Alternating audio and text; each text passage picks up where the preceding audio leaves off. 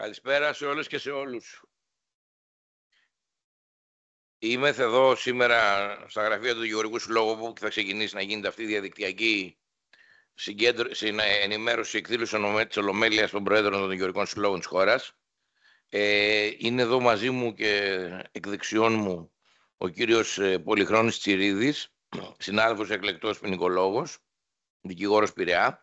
Αναμένεται ως ο νούπο από στιγμή σε στιγμή να έρθει ο συνάδελφος και καθηγητής πανεπιστημίου, ο τακτικός του ποινικού δικαίου, κ. Ηλίας Αναγνωστόπουλος και πρόεδρος Ένωσης Ελλήνων Ποινικολόγων, και είναι μαζί μας και διαδικτυακά από τη Θεσσαλονίκη ο κύριος Σάκης Ζαχαριάδης, ο οποίος ήταν ο τρίτος εισηγητής της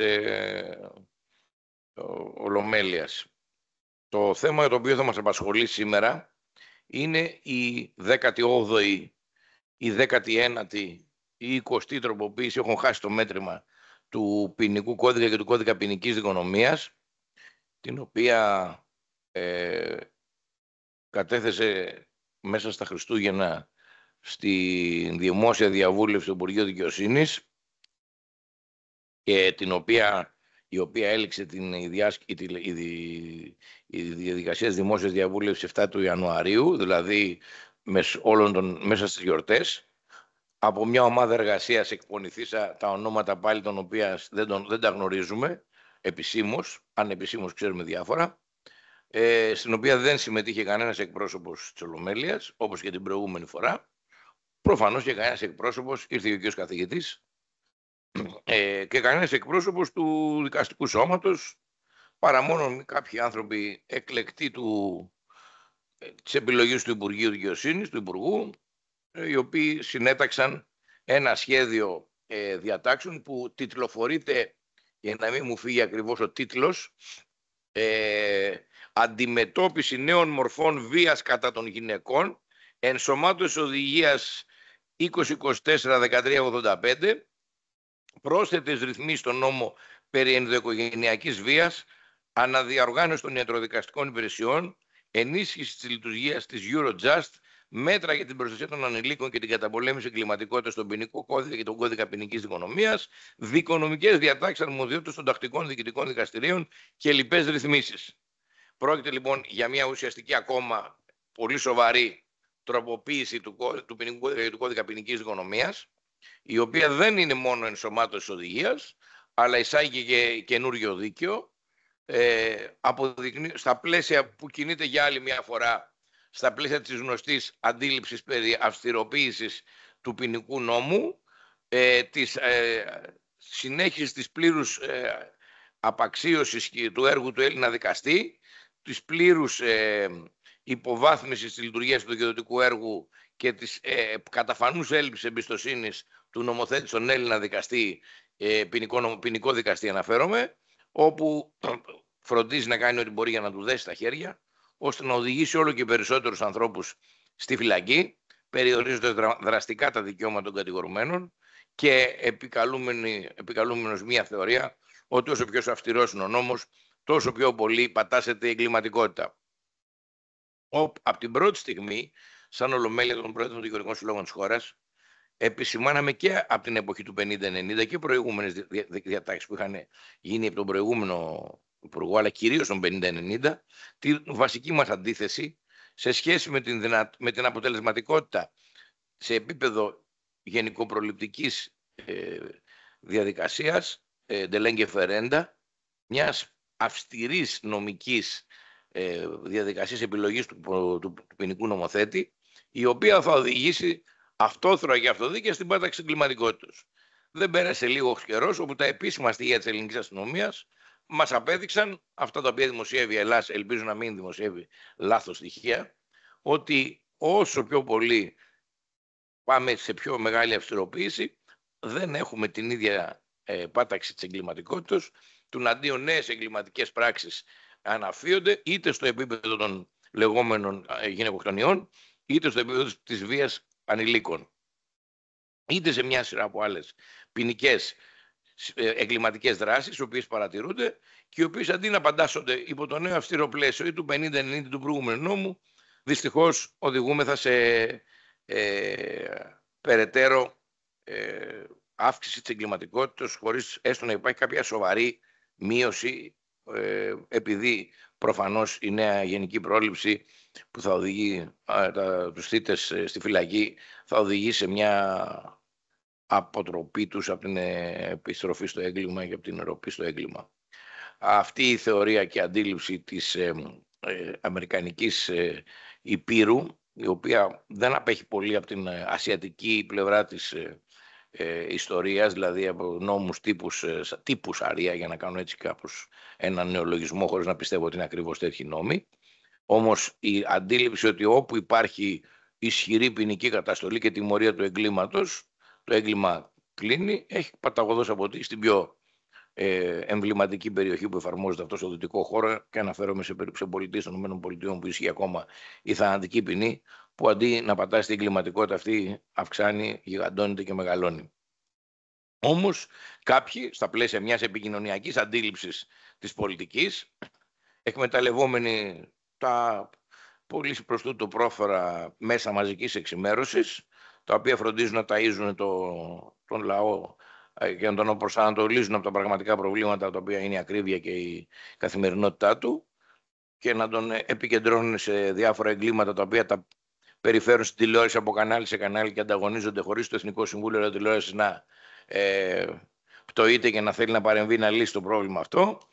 Έχουμε καθημερινά μία πίσω από την άλλη δίκες, οι οποίες θα εξτυλίσσονται σε διάφορα τηλεοπτικά παράθυρα, και φροντίζουμε να εξάπτουμε το αίσθημα ασφάλειας το οποίο πρέπει να έχει τάχα μου ο λαός για να μπορεί να αναπτύσσει μια αντεγκληματική συμπεριφορά, αντεγκληματική πολιτική, και πάνω σε αυτή οικοδομείται μια λαϊκιστικού τύπου, ποπουλίστικου χαρακτήρα αντίληψη για το πώς πρέπει να γίνεται σήμερα η ποινική νομοθέτηση.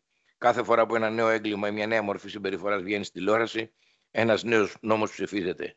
Τελικώς είναι όλα υπό το μανδύα και υπό το πρίσμα της τηλεοπτικής εμφάνισης και της τηλεοπτικής κάλυψης συγκεκριμένων συμπεριφορών που διωγγώνονται πάνω από το πεδίο για να δείξουν την ανάγκη επέλευσης μιας ακόμα πιο αυστηρής νομοθετικής ρύθμισης.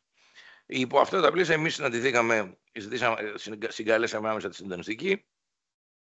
Η συντονιστική συναντήθηκε με τον Υπουργό Δικαιοσύνης και τον Υφυπουργό Δικαιοσύνης και τους συνεργάτες του Υπουργού σε μια συνάντηση που είχαμε προχτές επί μακρόν στο Υπουργείο Δικαιοσύνης. Αναπτύξαμε τις απόψεις μας, καταθέσαμε τις παρατηρήσεις μας, τις οποίες θα σας αναπτύξει σε λίγο εκ δεξιών μου κείμενος κύριος Τσιρίδης, και οι οποίες είναι στην ίδια κατεύθυνση με τις παρατηρήσεις από ό,τι είδαμε και τις έγκλησης των Ελλήνων ποινικολόγων, και θεωρήσαμε σκόπιμο να σε ενημερώσουμε σήμερα μέσα από αυτή τη διαδικασία, ώστε να έχουμε δυνατότητα όσο το να περισσότεροι συνάδελφοι να παρακολουθήσουν και να ξέρουν τι ακριβώς είναι αυτό που επίκειται να νομοθετηθεί. Για τις επόμενες μέρες θα αχθεί το σχέδιο νόμου στη Βουλή προς ψήφιση. Τι προβλέπει αυτό το σχέδιο νόμου? Στην 19η, 18η ή 21η τροποποίηση του κώδικα ποινικής δικονομίας μετά το 19 και του ποινικού κώδικα. Έτσι σήμερα θα είμαστε εδώ οι τρεις αυτοί εξαίρετοι καλεσμένοι μας, ο οποίος τους ευχαριστώ εκ των προτέρων για τον χρόνο και τη διάθεση που είχαν να ενημερώσουν τους συναδέλφους, ώστε να ξέρετε τι είναι αυτό που επίκειται να έρθει. Η εκδήλωση δεν έχει αμιγώς ενημερωτικό χαρακτήρα. Θα τον κάνουμε όταν θα ψηφιστούν οι τελικές διατάξεις, για να ξέρουμε τι είναι αυτό. Κυρίως μας ενδιαφέρει να ενημερωθείτε για να διευρύνουμε την δυνατότητα αντίδρασής μας απέναντι σε αυτό το νομοσχέδιο, το οποίο το Σαββάτο θα συνεδριάσει η Συντονιστική Επιτροπή για να πάρει τις αποφάσεις του μετά την κατάθεσή του στη Βουλή, και βεβαίως θα συνεδριάσει την Τρίτη το Διοικητικό Συμβούλιο του Γεωργικού Συλλόγου Αθηνών για να πάρει και αυτό τις αποφάσεις του για το πώς θα αντιμετωπίσει αυτή τη νέα πρόκληση, την οποία υπόκειται ο νομικός μας πολιτισμός από αυτή τη νέα τροποποίηση του κώδικα ποινικής δικονομίας και του ποινικού κώδικα, η οποία τάχα μου επιχειρεί να αντιμετωπίσει το πρόβλημα της ενδοοικογενειακής βίας και της βίας κατά των ανηλίκων, στα δύο σημεία που τελευταία έχει επικεντρωθεί πάρα πολύ, έχει δει πολύ μελάνη και έχει αφιερωθεί πάρα πολύ τηλεοπτικός χρόνος για το θέμα αυτό. Με αυτές τις σκέψεις και χωρίς να θέλω να σας ταλαιπωρήσω περισσότερο με τη δική μου συνδικαλιστική φλιαρία, θα λάβουμε τις αποφάσεις μας και θα τις μάθετε τις επόμενες μέρες για να δείτε ποια θα είναι η στάση του σώματος. Στις 25 Ιανουαρίου θα συγκαλέσουμε εκτάκτως και την Ολομέλεια στην Αθήνα για να πάρουμε αντίστοιχες αποφάσεις επί του θέματος αυτού, γιατί για μας είναι κάτι το οποίο είναι πάρα πολύ σοβαρό για μια ακόμα φορά να συνεχίζεται αυτή η επέλαση κατά των ελαχίστων ορίων προστασίας των δικαιωμάτων και η προσπάθεια να παρακολουθήσει η ποινική νομοθέτηση ποπουλίστικα, επικοινωνιακά και διάφορου άλλου τύπου μη ανεκτά από τον νομικό μας πολιτισμό κριτήρια και λογικές. Επειδή εμείς δεν αποφασίζουμε με βάση δημοσκοπήσεις και τι λένε αυτές ο λαός, και επειδή δεν μας απασχολεί να λύσουμε το πολιτικό πρόβλημα που αντιμετωπίζει η κυβέρνηση από τα δεξιά της, από τα αριστερά της, αλλά επειδή επιθυμούμε να απαντάμε νομικά μόνο και τίποτα περισσότερο με βάση τις βασικές αρχές που μας έχουν μάθει οι προκάτοχοί μας αυτές τις θέσεις και τις οποίες θα μεταλαμπαδεύσουμε, ελπίζουμε, στους διαδόχους μας, γι' αυτό είμεθα εδώ για να στηρίξουμε αυτά τα οποία οι συνάδελφοι μας έχουν εμπιστευτεί να στηρίξουν, δηλαδή τις βασικές αρχές ενός σοβαρού νομικού πολιτισμού, τον οποίο υπηρετούμε τόσα χρόνια, προφανώς αντιλαμβανόμενοι τις νέες μορφές εγκληματικής συμπεριφοράς και επιχειρώντας και εμείς να αντιμετωπιστούν και επιθυμούν να αντιμετωπιστούν και η βία κατά των γυναικών, η οποία έχει πάρει ανεξέλεγκτες διαστάσεις, και η βία των ανηλίκων, που είναι πράγματι προβληματική η κατάσταση, αλλά όχι πάντοτε με την ίδια συνταγή, η οποία όσες φορές την έχουμε δώσει στον ασθενή, αντί να τον θεραπεύσουμε, τον έχουμε φέρει σε χειρότερη θέση. Πρέπει λοιπόν να λύσουμε το πρόβλημα και της βίας κατά των γυναικών και των γυναικοκτονιών και της βίας των ανηλίκων, αλλά να τη λύσουμε με έναν τρόπο ο οποίος θα είναι λυσιτελής και αποτελεσματικός, που τέτοιοι τρόποι τους έχουν βρει οι κουτόφραγκοι εκεί στην Εσπερία, αλλά εμείς προφανώς είτε κοιτάμε πολύ δυτικά είτε πολύ ανατολικά, επιχειρώντας να αντιμετωπίσουμε το πρόβλημα με τέτοιους τρόπους. Μου έχει κάνει δε ιδιαίτερη εντύπωση, και θα το πω μόνο γιατί δεν είμαι ποινικολόγος, μπροστά στους ποινικολόγους σεμνύνομαι, η αντίληψη που φέρνει το νομοσχέδιο ότι κατά τη διαδικασία της υφόρων απόλυσης που θα πρέπει να αποφασιστεί αν θα πρέπει να φύγει από τη φυλακή μετά από την τήρηση των προϋποθέσεων που τάσει ο νόμος, θα πρέπει να εκφέρει γνώμη και το θύμα. Μου θυμίζει όλη αυτή την Αμερικανιά που κάποιοι πάνε και βλέπουν εκεί κατά την εκτέλεση της ηλεκτρικής καρέκλας ή του δηλητηρίου που τους ρίχνουν στους μελοθάνατους, βλέπουν τον μελοθάνατο λίγο πριν πεθάνει για να τέρπεται το αίσθημα των συγγενών των θυμάτων. Δεν αντιλαμβάνομαι τι έχει να προσφέρει σε αυτή την ποινική διαδικασία η γνώμη του θύματος, ο οποίος δεν έχει άποψη ούτε για την ποινή, ούτε για την μετατροπή, ούτε για τα ελαφρυντικά, αλλά ξαφνικά θα τον βάλουμε στην διαδικασία αυτή, αφού έχει πει επί της ενοχής του κατηγορουμένου, θα τον βάλουμε να πει ξανά και επί της επιθυμίας του να μείνει ή να μην μείνει στη φυλακή ο θήτης. Με αυτές τις σκέψεις έτσι λίγες θα δώσω το λόγο. Καταρχήν νομίζω ότι η συμφωνία των μερών είναι να ξεκινήσει ο κ. Αναγνωστόπουλος πρώτος, να συνεχίσει ο κ. Ζαχαριάδης δεύτερος και ο κ. Τσιρίδης θα μιλήσει τελευταίος, όχι επειδή ο Πειραιάς είναι μικρότερος σύλλογος από τους υπολείπους δύο, αλλά επειδή εκπροσωπεί τις απόψεις της Ολομέλειας και τις έχει εκφράσει στην τελευταία, για να γνωρίζετε διαμστώματος του κ. Τσιρίδη ποιες είναι οι ακριβώς θέσεις που εμείς εκφράσαμε και εγγράφως προς τον Υπουργό Δικαιοσύνης για το θέμα του νομοσχεδίου αυτού. Σας ευχαριστώ που με ακούσατε. Θα προσπαθήσω να συντονίσω όσο μπορώ αυτή την πολύ υψηλό επίπεδο συζήτηση. Δίνω το λόγο στον καθηγητή Ηλία Αναγνωστόπουλο. Ευχαριστώ κύριε Πρόεδρε και ευχαριστούμε ιδιαίτερα για την τιμητική πρόσκληση να συμμετάσχουμε σε αυτή την διαδικτυακή εκδήλωση. Παρά το γεγονός ότι ο αρμόδιος υπουργός κατέθεσε το νομοσχέδιο αυτό την παραμονή των Χριστουγέννων και ετέθη προθεσμία διαβούλευσης έως την 7η Ιανουαρίου, δηλαδή ακριβώς με το τέλος των χριστουγεννιάτικων και πρωτοχρονιάτικων διακοπών, και οι δικηγορικοί σύλλογοι και εμείς από την πλευρά μας κάναμε Χριστούγεννα και Πρωτοχρονιά με το νομοσχέδιο για να δούμε τι προβλέπει και πώς πρέπει να το αξιολογήσουμε.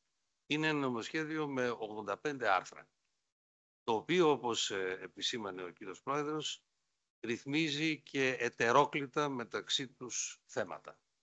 Δεν έχει καμία σχέση η δικονομία των διοικητικών δικαστηρίων με τα ζητήματα της ποινικής δικονομίας ή του ποινικού κώδικα. Άρα εδώ έχουμε ήδη μια παραβίαση μιας βασικής αρχής της καλής νομοθέτησης, ότι ένας νόμος δεν πρέπει να ρυθμίζει άσχετα μεταξύ τους, λίγο πιο δυνατά, άσχετα μεταξύ τους θέματα.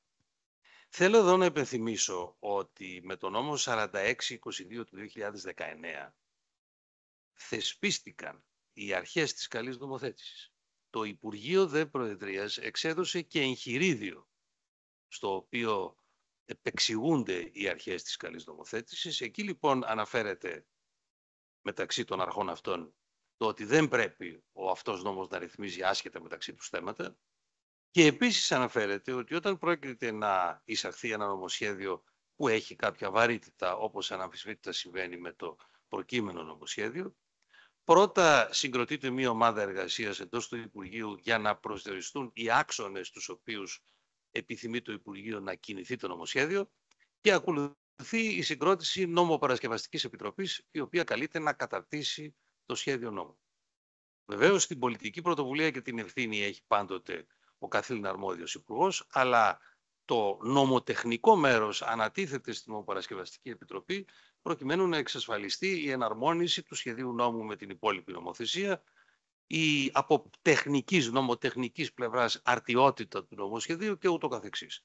Όσοι έχουμε συμμετάσχει, αλλά και ως δικηγόροι της πράξης ούτως ή άλλως, όσοι έχουν συμμετάσχει σε νομοπαρασκευή, γνωρίζουμε πόσο δύσκολη είναι αυτή η εργασία. Και πάντοτε, ενώ μπορεί να νομίζει κανείς ότι κάλυψε τα θέματα και έλυσε τα ζητήματα, εκ των υστέρων πάντοτε διαπιστώνει ότι του ξεφύγαν πράγματα και αυτό συμβαίνει με νομοπαρασκευαστικές επιτροπές υψηλού επίπεδου, με συμμετοχή δικαστών, δικηγόρων, πανεπιστημιακών και υπηρεσιακών παραγόντων ή τεχνικών όπου χρειάζεται, όπου όλοι βάζουν τα δυνατά τους στον απαιτούμενο χρόνο και παρά τα αυτά στο τέλος διαπιστώνεται ότι κάποια πράγματα έχουν ξεφύγει. Εδώ λοιπόν δεν συγκροτήθηκε νομοπαρασκευαστική επιτροπή ακόμα μία φορά.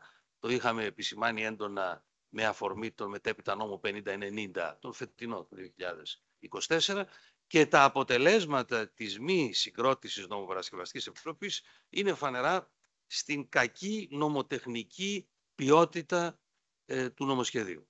Αναφέρομαι στις διατάξεις που έχουν σχέση με το ποινικό δίκαιο, το ουσιαστικό και το δικονομικό. Δεν αναφέρομαι στα θέματα που αφορούν τα διοικητικά δικαστήρια ή την ιατροδικαστική υπηρεσία, διότι δεν είναι της αρμοδιότητός μου. Εδώ τώρα στο πρώτο τμήμα αυτού του νομοσχεδίου γίνεται, έτσι αναφέρεται και στην εισηγητική έκθεση, η ενσωμάτωση της οδηγίας 1385 του 2024. Μάλιστα, δηλώθηκε δημοσίως ότι η Ελλάδα, προς έπαινον αυτό δηλώθηκε, θα είναι η πρώτη χώρα της Ευρωπαϊκής Ένωσης που ενσωματώνει στην νομοθεσία της την μόλις το 2024 Ευρωπαϊκή Οδηγία. Το πρόβλημα είναι ότι έτσι όπως επιχειρείται η ενσωμάτωση, τα αποτελέσματα είναι πάρα πολύ προβληματικά. Οι οδηγίες ως γνωστόν είναι κείμενα τα οποία δεν ακολουθούν καμία εθνική νομική ορολογία και ευλόγως, γιατί αυτή διαφέρει από κράτος σε κράτος, και είναι έργο των εθνικών νόμοπαρασκευαστικών επιτροπών να δούνε πώς θα εσωματωθεί με τον καλύτερο δυνατό τρόπο η οδηγία στο εθνικό δίκαιο, υπό την εξής έννοια. Πρώτον, όσα μεν θέματα καλύπτονται ήδη από την εθνική νομοθεσία, δεν χρειάζεται να προστίθενται και νέες διατάξεις με μεταφορά της οδηγίας. Όσα δεν καλύπτονται και πρέπει να ρυθμιστούν, απαιτείται η επιλογή μιας ορολογίας που συμβαδίζει με την ορολογία του εθνικού δικαίου και η εναρμόνιση των εισαγόμενων διατάξεων, η συστηματική και κατά περιεχόμενο, με τις ήδη ισχύουσες ρυθμίσεις της οικείας νομοθεσίας. Έρχομαι λοιπόν τώρα, οι παρατηρήσεις μου θα ήταν πάρα πολλές αν ήθελα να αναφερθώ σε όλα τα προβληματικά σημεία της ενσωμάτωσης της οδηγίας. Θα περιοριστώ σε λίγα για λόγους χρόνου, τα υπόλοιπα μπορείτε να τα δείτε και στις θέσεις που έχουμε δημοσιοποιήσει της Ένωσης Ελλήνων Ποινικολόγων στα καθέκαστον άρθρα. Ένα ενδεικτικό παράδειγμα. Άρθρο 315, στη νέα του μορφή, κατά το νομοσχέδιο, ακροτηριασμός γεννητικών οργάνων.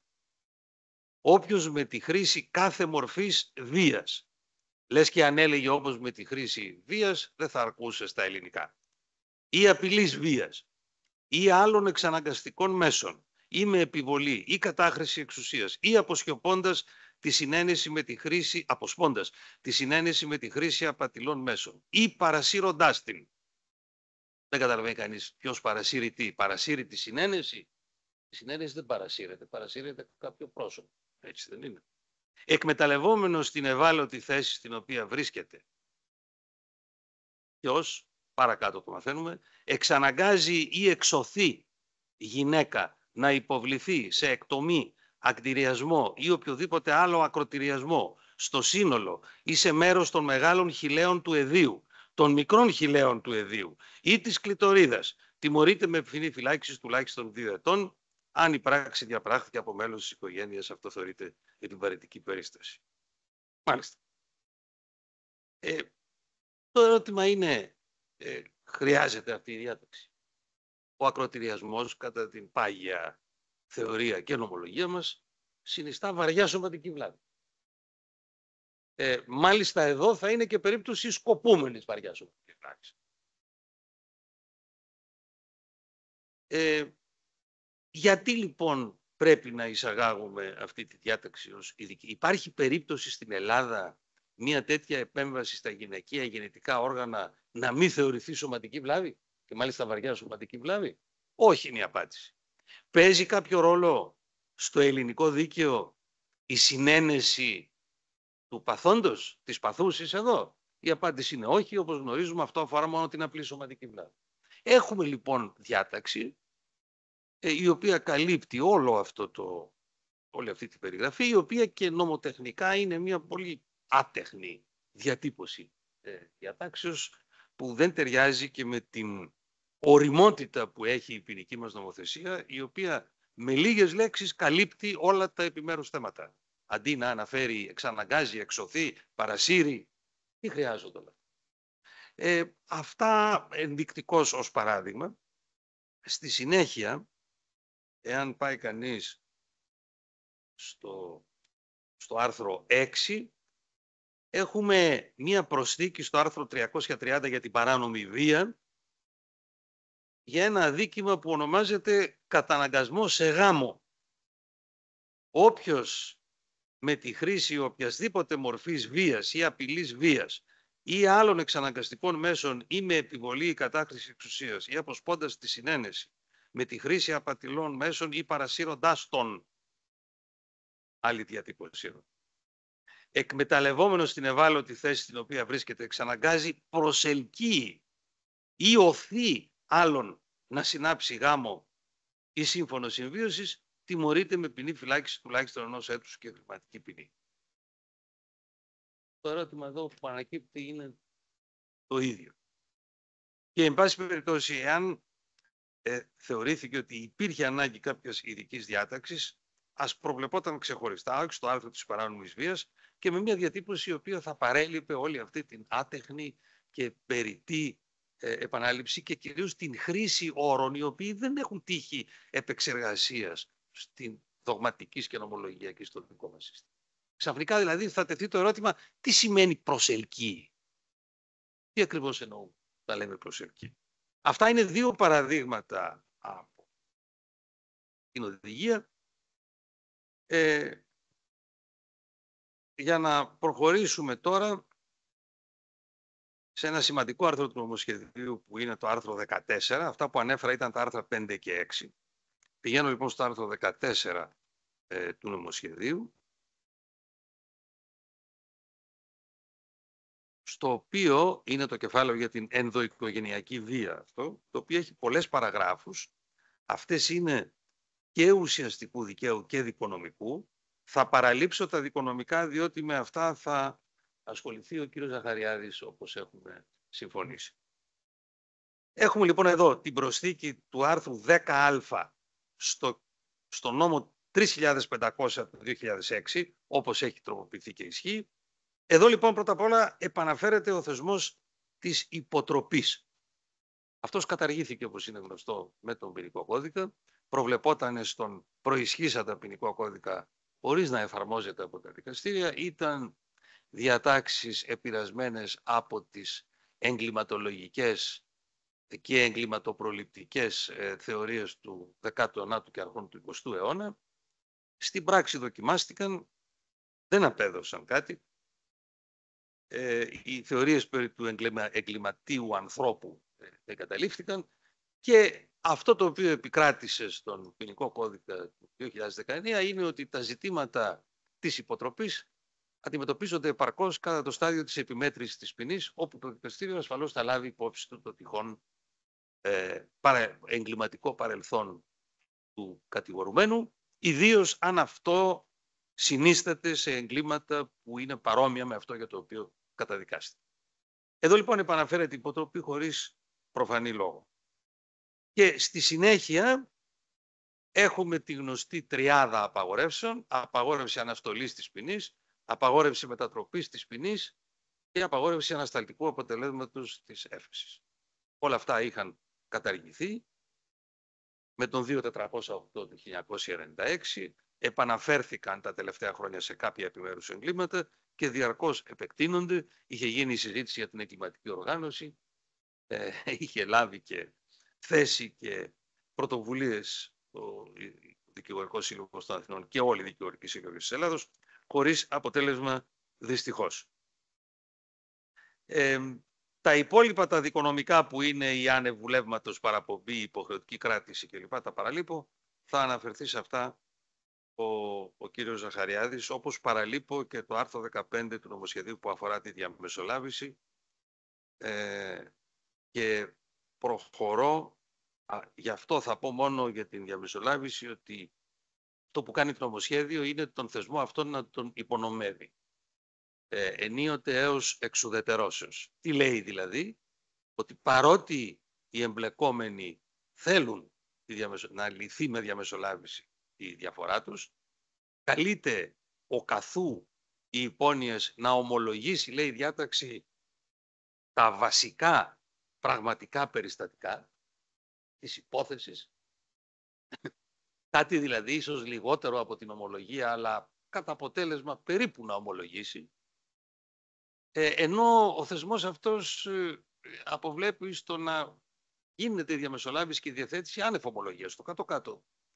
Το να υποχρεώνεις κάποιον να ομολογήσει τα περιστατικά της κατηγορίας. Τι σημαίνει της υπόθεσης εδώ, της κατηγορίας? Αφού η υπόθεση δεν θα υποβληθεί στη βάσανο της αποδεικτικής διαδικασίας για να διαπιστωθεί ποια είναι τα πραγματικά περιστατικά, η κατηγορία στηρίζεται σε μια υπόθεση.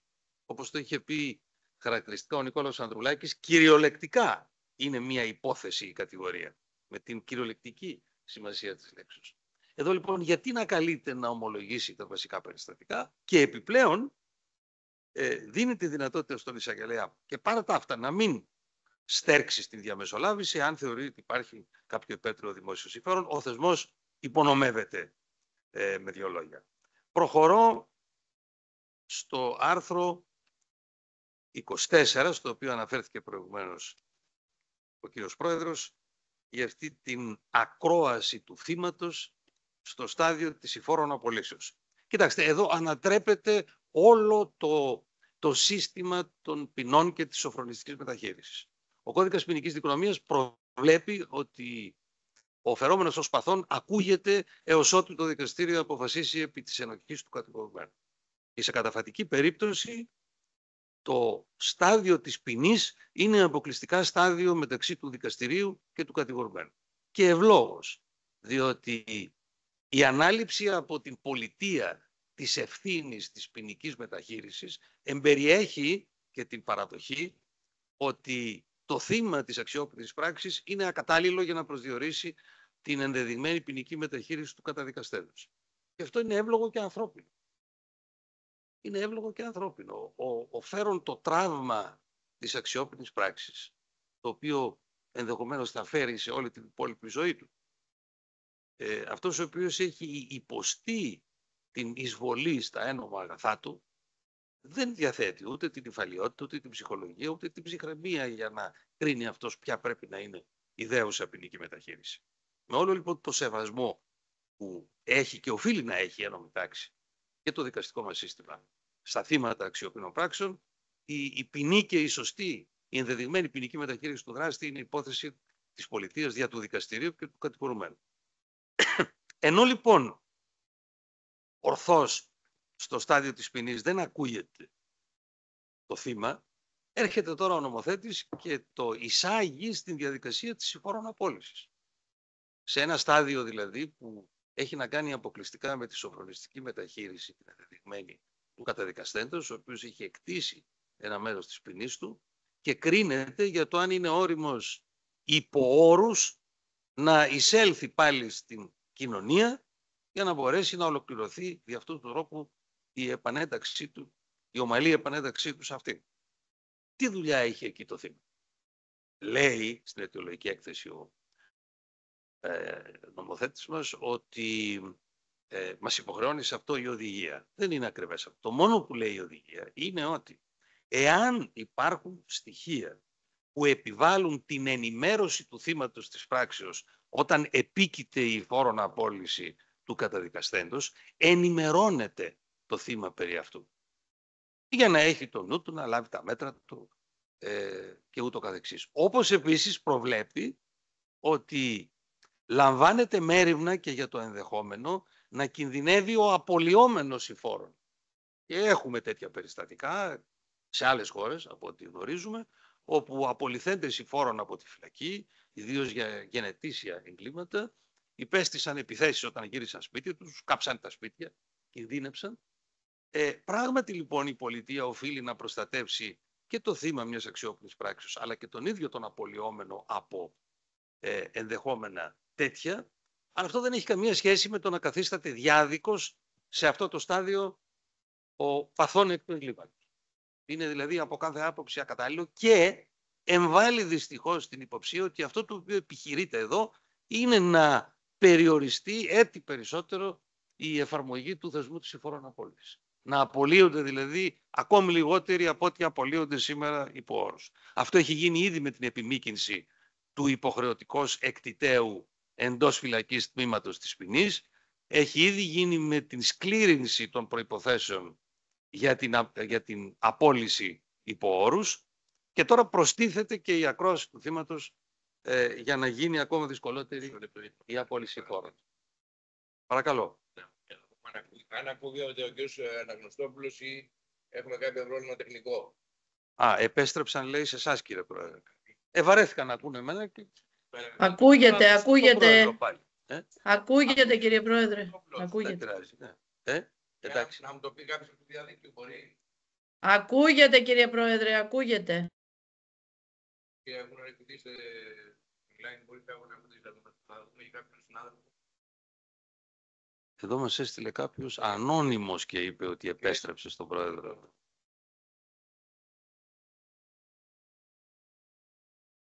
Όχι. Όχι, μας ακούν. Ας συνεχίσουμε, ίσως δεν ήταν. Μπορεί πως μπερδεύτηκε το γύρισε πίσω μόνος. Συνεχίζουμε. Συνεχίζουμε.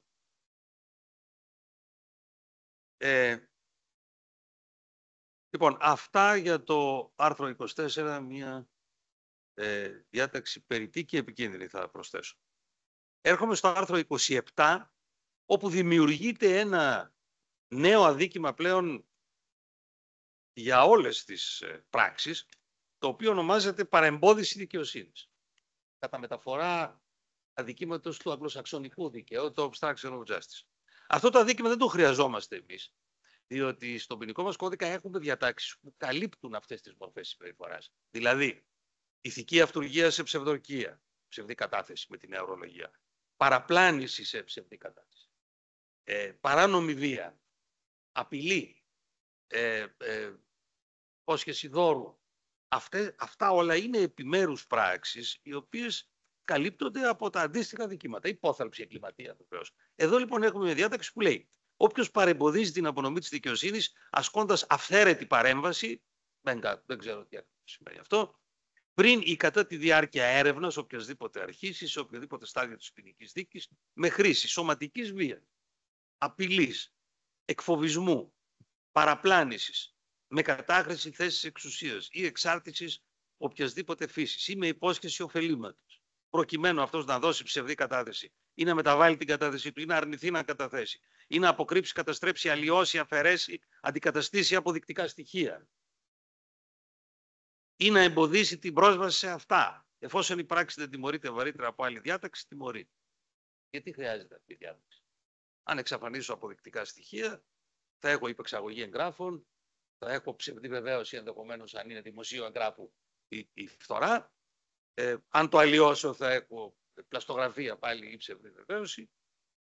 Φορτώνεται δηλαδή το ποινικό μας σύστημα με αδικήματα τα οποία δεν χρειαζόμαστε και καταστρέφεται έτσι και η ορολογική του και η κατά περιεχόμενο ενότητα και ομοιομορφία. Αυτά όσον αφορά την παρεμπόδιση δικαιοσύνης. Τώρα, συμπλοκή. Κοιτάξτε, εδώ γίνεται κάτι το οποίο πραγματικά είναι λίγα ανησυχητικό, μάλλον τρομακτικό θα έλεγα. Ακούστε διάταξη. Ως γνωστόν η συμπλοκή είναι ένα αδίκημα, πώς να πει κανείς, που προωθεί την ποινική τιμωρία στο απότατο όριο. Υπό την έννοια ότι σε τιμωρεί επειδή συμμετείχες απλώς σε μία συμπλοκή, χωρίς να μπορεί να αποδειχθεί ότι εσύ έχεις ευθύνη για κάποιο επιμέρους αδίκημα, δηλαδή σωματική βλάβη, απειλή, ανθρωποκτονία ή οτιδήποτε άλλο. Είναι λοιπόν ένα αδίκημα στα όρια, στα ακραία όρια της ποινικής τιμωρίας. Έρχεται λοιπόν εδώ ο νομοθέτης και λέει: αν εξαιτία συμπλοκής ή επίθεσης που έγινε από πολλούς επήλθε σωματική βλάβη ανθρώπου, καθένας από εκείνους που πήραν μέρος στη συμπλοκή ή στην επίθεση τιμωρείται για μόνη τη συμμετοχή του με φυλάκιση έως 3 έτη. Και αν το θύλημα είναι ανήλικο ή επήλθε θάνατος ή βαριά σωματική βλάβη, με φυλάκιση τουλάχιστον 1 έτους. Εδώ είναι τώρα το τελευταίο εδάφιο, το πιο προβληματικό. Αν συμμετείχαν στη συμπλοκή πρόσωπα τα οποία οπλοφορούσαν και επήλθε θάνατος ή βαριά σωματική βλάβη ανθρώπου, η πράξη του πρώτου εδαφίου τιμωρείται με κάθριξη έως 8 έτη. Άρα, κακούργημα, μόνη η συμμετοχή σε συμπλοκή για κάποιον ο οποίος δεν οπλοφορούσε, ο οποίος δεν ετέλεσε άλλη αξιόπινη πράξη, επειδή άλλοι έτυχε να οπλοφορούν και έτυχε ή ένας και έτυχε να προκληθεί η βαριά σωματική βλάβη ή θάνατος. Είναι φανερό ότι η διάταξη αυτή είναι και αυτή επηρεασμένη από την επικαιρότητα, το ανέφερε και ο Πρόεδρος, και βεβαίως είναι κραυγαλαία αντίθετη σε κάθε έννοια αναλογικότητας, αυτά τα οποία προβλέπει και ο χάρτης των θεμελιωδών δικαιωμάτων, δεδομένου ότι δεν μπορεί η ποινή να είναι τόσο ακραία δυσανάλογη σε σχέση με την απαξία της συμπεριφοράς. Γίνεται μια σύγκρουση 500 ανθρώπων και είμαι κι εγώ στη συμπλοκή. Σπρώχνω κάποιους. Τυχαίνει ένας να έχει ένα κλόμπ ή ένα μαχαίρι ή οτιδήποτε άλλο και μαχαιρώνει κάποιον άλλον. Και τιμωρούμε εγώ για κακούργημα. Επειδή σε ένα πλήθος βρέθηκα και απλώς συμμετείχα χωρίς να χρειαστεί να έχω κάνει απολύτως τίποτα. Να μην έχω ακουμπήσει κανέναν. Αυτά για το άρθρο για την συμπλοκή, το άρθρο 28 του νομοσχεδίου είναι αυτό. Το άρθρο 30 καθιστά ακόμη αυστηρότερες τις ποινές για αυτούς που παραμελούν την εποπτεία ανηλίκων. Σε λίγο θα δούμε ανηλίκους και γονείς να μπαίνουν όλοι φυλακοί. Δηλαδή, ίσως αν φυλακίσουμε όλη την οικογένεια, να λύσουμε και το πρόβλημα της παραβατικότητας των ανήλικων, έτσι δεν είναι? Άμα βάλεις μέσα στη φυλακή τα σοφρονιστικά καταστήματα ανηλίκων, οι γονείς στις κανονικές φυλακές, άρα αφού θα τους έχουμε όλους φυλακή, λύνουμε και το πρόβλημα της παραβατικότητας ανηλίκων. Είναι ένα όραμα αυτό ενδεχομένως. Δεν θέλω να πω κάτι άλλο, είναι τόσο αυτονόητες οι αντιρρήσεις που δικαιολογούνται εδώ και έρχομαι για να ολοκληρώσω τα δικά μου στην συρρίκνωση έως εξαφανίσεως των άρθρων 381 και 405 για την αποκατάσταση της βλάβης στα περιουσιακά αδίκηματα. Ο ποινικός κώδικας του 2019 έκανε μία επιλογή. Ενδιαφέρουσα, υπήρξαν αντιρρήσεις, όμως είχε ένα σκεπτικό, ότι εφόσον πρόκειται για περιουσιακά αδικήματα, πρέπει να δοθεί κίνητρο σε αυτό που κατηγορείται για το περιουσιακό αδίκημα να αποκαταστήσει τη βλάβη του παθόντος. Το οποίο ανάλογα με το στάδιο της ποινικής διαδικασίας που το κάνει, να έχει ευνοϊκή μεταχείριση. Υπήρξαν αντιρρήσεις ότι με αυτόν τον τρόπο κάποιος εξασφαλίζει την ατιμωρησία του στην περίπτωση που τον συλλάβει. Ότι κατά αυτόν τον τρόπο τρόποντινά ιδιωτικοποιείται το ποινικό δίκαιο και υποχωρεί το δημόσιο συμφέρον. Είναι οι αντιρρήσεις αυτές συζητήσιμες, κανείς δεν είπε το αντίθετο. Ένα όμως ήταν απαραίτητο να συμβεί, όπως προβλέπει το άρθρο 56 του 4622 του 2019, ότι οι νομοθετικές ρυθμίσεις με τις οποίες εισάγονται νέοι θεσμοί, και περί αυτού επρόκειτο εδώ, ήταν δηλαδή μια διεύρυνση της έμπρακτης μετάνοιας σε τέτοια έκταση που ουσιαστικά έπρεπε να θεωρηθεί νέος θεσμός. Αυτό λοιπόν που λέει η νομοθεσία μας για την καλή νομοθέτηση είναι ότι πρέπει μετά από μια τριετία να αξιολογείται η εφαρμογή της ρύθμισης, πώς λειτουργήσε, ποια είναι τα αποτελέσματά της, για να δούμε και αν πρέπει να κριθεί επιτυχής και επομένως ενδείκνυται η διατήρησή της ή η τροποποίησή της. Εδώ ο νομοθέτης δεν μας λέει απολύτως τίποτε, δεν αντλήθηκε απολύτως κανένα στοιχείο για το σε πόσες υποθέσεις εφαρμόστηκε αυτή η διάταξη. Πόσων ζημιοθέντων αποκαταστάθηκε η ζημία και καθιστά πλέον την άφεση της ποινής δυνητική, περιορίζει το χρονικό πλαίσιο εντός του οποίου μπορεί να γίνει η αποκατάσταση και ουσιαστικά εξαλείφει το κίνητρο για τον κατηγορούμενο να αποκαταστήσει την ζημία του παθόντος. Περί αυτού πρόκειται. Η ηρωνία του πράγματος είναι ότι αυτό γίνεται σε ένα νομοθέτημα το οποίο κόπτεται για την προστασία και την ενίσχυση της προστασίας των θυμάτων. Τα θύματα εδώ δεν θα βλέπουν πλέον τη ζημιά τους να αποκαθίσταται. Ο κατηγορούμενος δεν θα έχει κανένα κίνητρο να το πράξει και έχουμε δει, χωρίς να μπορώ να έχω στατιστικά στοιχεία στη διάθεσή μου, διότι δεν μπορούμε εμείς ως άτομα να τα έχουμε, πάντως ξέρουμε από υποθέσεις μας, πολυχρόνικες ή νομίζω και σίγουρα και ο Ζαχαριάδης, ότι σε κάποιες μάλιστα σημαντικές υποθέσεις υπήρξε αποκατάσταση της ζημίας του δημοσίου, των ιδιωτών παθόντων και μάλιστα έχει σημασία αυτό, τη ζημίας που φέρεται κατά την κατηγορία να έχει προκαλέσει ο κατηγορούμενος. Δεν είναι απαραίτητα και η πράγματι επελθούσα ζημία. Οι διατάξεις δηλαδή όσοι ισχύουν δίνουν ένα κίνητρο στον κατηγορούμενο να δώσει ενδεχομένως και περισσότερα από όσα πράγματι έχει σημειώσει το θύμα του, για να αποφύγει το ρίσκο μιας ποινικής διαδικασίας που μπορεί να οδηγήσει στην καταδίκη. Αυτό ήταν το σκεπτικό του θεσμού. Δεν νομίζω ότι ο τωρινός νομοθέτης έχει αντιληφθεί το θέμα. Σημειώστε ότι προβλέπει η διάταξη ότι αν η αποκατάσταση γίνεται με βλάβη τρίτου, τότε πλέον δεν λειτουργεί ως λόγος εξάλληψης του αξιοποίηνου η άφεση της ποινής, υπό την έννοια ότι δεν επιτρέπεται να αποκαταστήσω με χρήματα που έχω κλέψει από κάποιον άλλον. Άρα το δικαστήριο μπορεί να ελέξει και να διαπιστώσει εάν η προέλευση των χρημάτων δεν είναι χρήματα για τις καταβολές των οποίων βλάπτονται τρίτοι.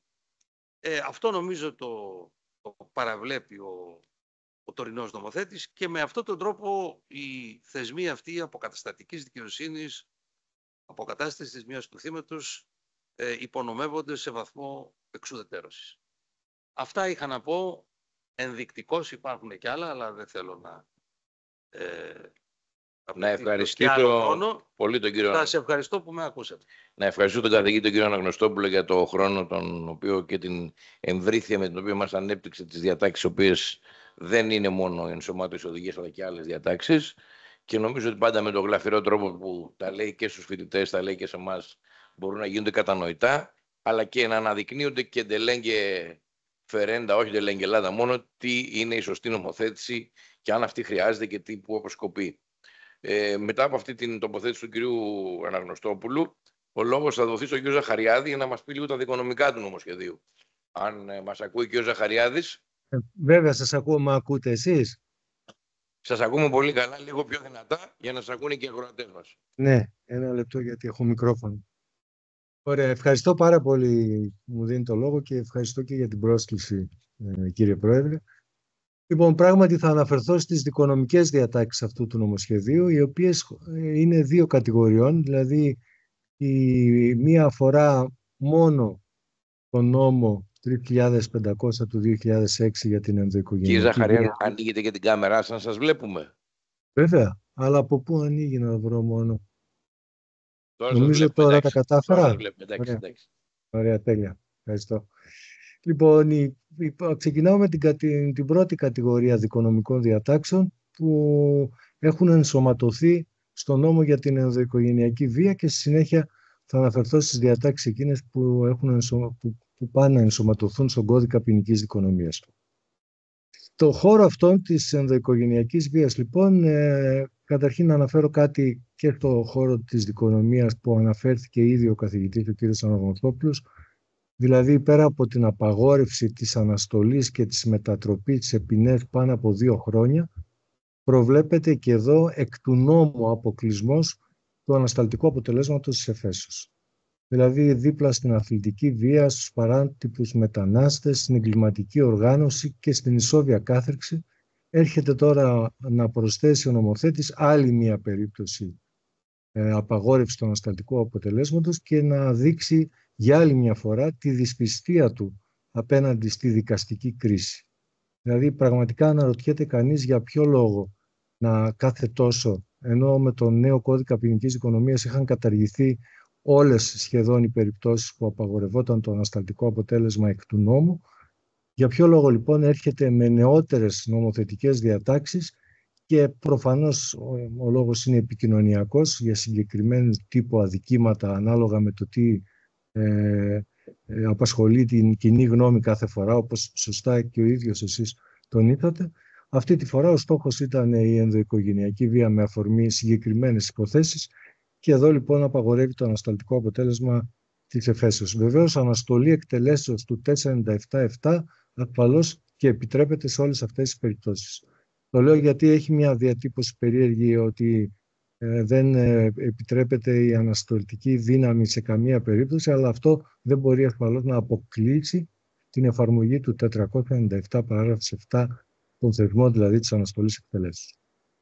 Τώρα, τα πράγματα γίνονται ακόμη χειρότερα όσον αφορά την προσωρινή κράτηση, τον θεσμό της προσωρινής κράτησης, όπου προστίθεται ένα νέο πλημέλημα για το οποίο επιτρέπεται προσωρινή κράτηση στο συγκεκριμένο νόμο.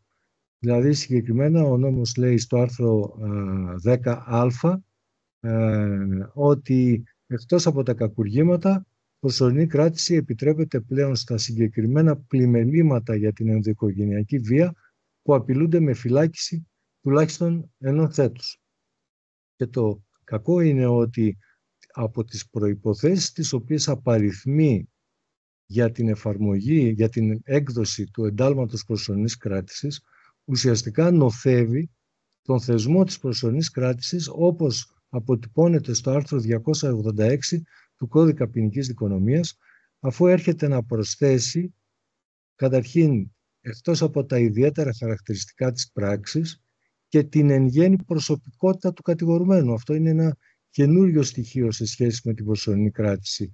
Δεν αποτυπώνεται στο άρθρο 286 για όλα τα υπόλοιπα, για όλες τις υπόλοιπες πράξεις, καθώς επίσης και όταν η πράξη λέει, ιδίως μάλιστα το αναφέρει αυτό, τελέστηκε με ιδιαίτερη σκληρότητα, που είναι ένας ασαφής όρος, ή κατά συρροή ή κατά εξακολούθηση ή κατά υποτροπή, ή όταν λέει προκύπτει σκοπός φυγής κατά το άρθρο 286, ή όταν δεν έχει γνωστή διαμονή στη χώρα, ή όταν παραβίασε τους όρους.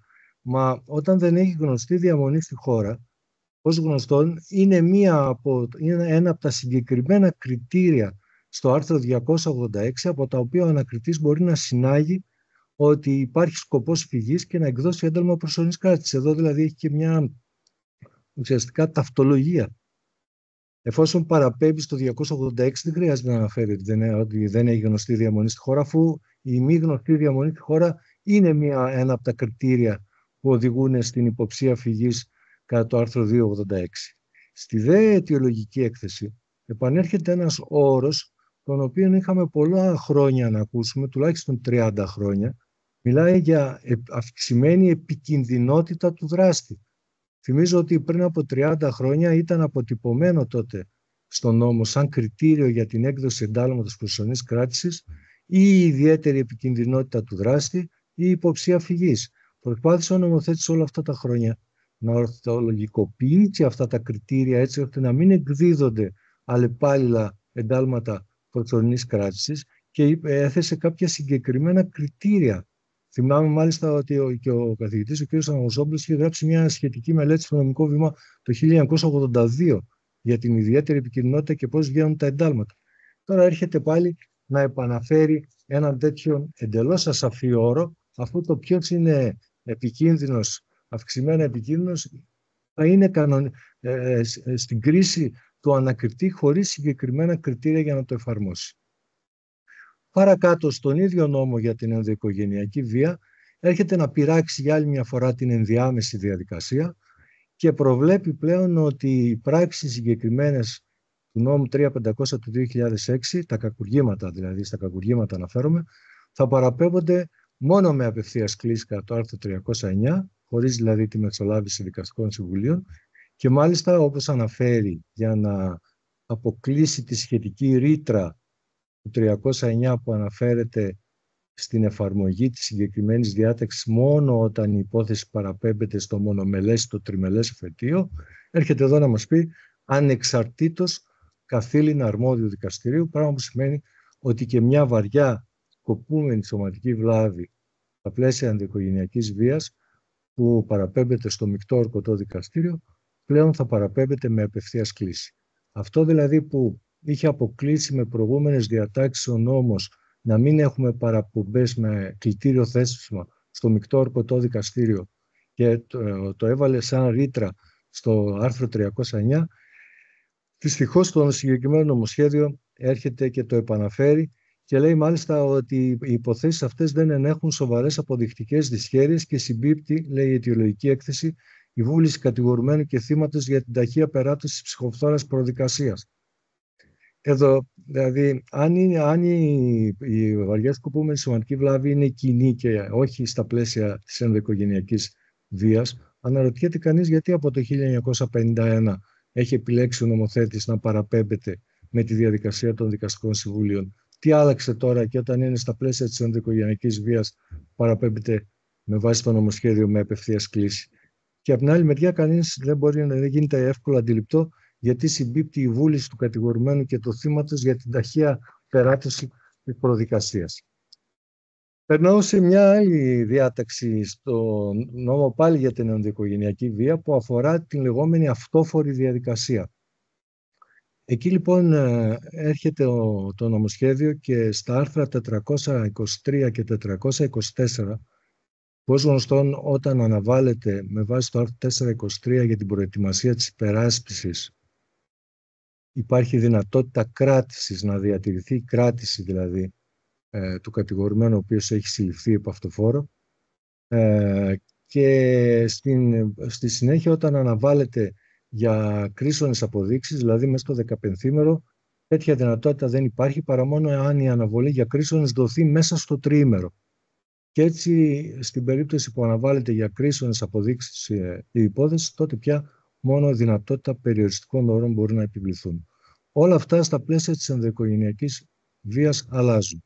Εδώ πια η κράτηση είναι ο κανόνας, η διατήρηση της κράτησης και η άρση της κράτησης θεσπίζεται ως εξαίρεση για την οποία μάλιστα χρειάζεται και ειδική αιτιολογία.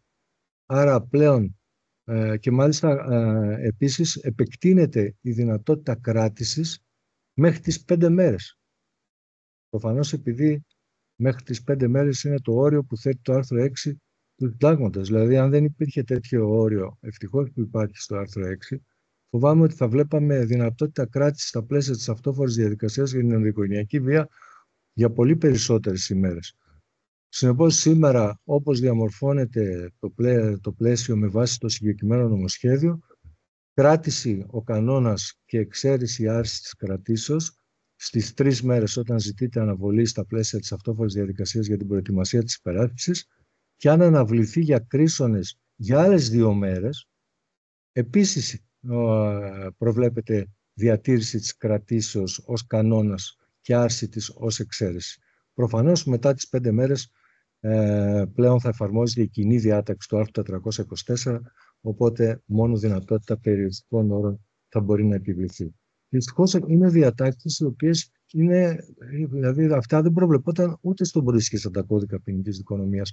Είναι προφανώς ότι οδηγούν σε οπισθοδρόμηση σε σχέση με το πώς είχε διαμορφωθεί το πλαίσιο από το νέο κώδικα.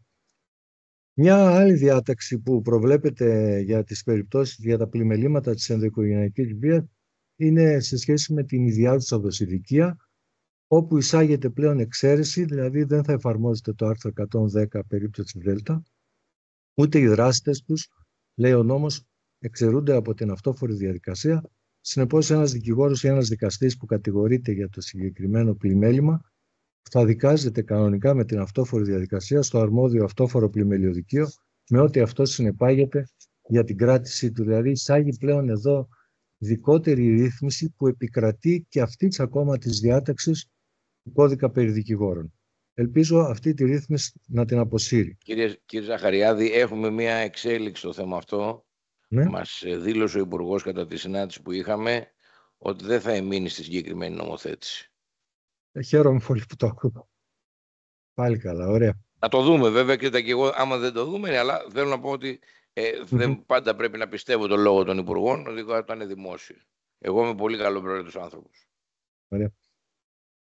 Λοιπόν, μια άλλη προβληματική διάταξη στον ίδιο χώρο είναι το άρθρο 19 του νομοσχεδίου, όχι κατά το σκέλος του που προβλέπει, ρυθμίζει τον τρόπο εξέτασης των ανήλικων θυμάτων, όπου λέει ότι εφαρμόζει τη διάταξη του άρθρου 227 όπως έχει διαμορφωθεί μετά από αλλεπάλληλες τροποποιήσεις και που είναι σωστή η ρύθμιση αυτή, αλλά κατά το σκέλος που λέει ότι για το ενήλικο θύμα μπορεί να αναγνωστούν οι καταθέσεις που έχει δώσει στην προδικασία στο ακροατήριο και ότι αυτό εφόσον το δικαστήριο κρίνει ότι για λόγους προστασίας της ψυχικής και σωματικής του υγείας δεν είναι δυνατή η εμφάνισή του. Δηλαδή εδώ εισάγεται πλέον παρέκκληση από το άρθρο 363 και κυρίως παρέκκληση από το άρθρο 6 παράγραφος 3 περίπτωση Δέλτα της Ευρωπαϊκής Σύμβασης, αφού ο κατηγορούμενος στερείται πλέον του δικαιώματος, αν ψηφιστεί αυτή η διάταξη, να εξετάζει σε τέτοιες υποθέσεις οι οποίες δεν είναι τόσο εύκολες αποδεικτικά όπως αναφέρει η εισηγητική έκθεση, γιατί δεν είναι όλες περιπτώσεις που μπορεί να εκδοθεί μια ιατροδικαστική έκθεση και να δείξει κάποια συγκεκριμένα πράγματα. Μπορεί να είναι ενδοοικογενειακή απειλή που δεν μπορεί να αφήσει σημάδια πάνω στο σώμα του παθόντος ή της παθούσας. Εν πάση περιπτώσει όμως, το γεγονός ότι επιτρέπει να αναγνωστούν τέτοιες καταθέσεις και στερεί από τον κατηγορούμενο το δικαίωμα να εξετάσει διαζώσεις του συγκεκριμένου μάρτυρα, νομίζω πραγματικά προσχωρεί στο άρθρο 6 παράγραφος 3 περίπτωση Δέλτα της Ευρωπαϊκής Σύμβασης.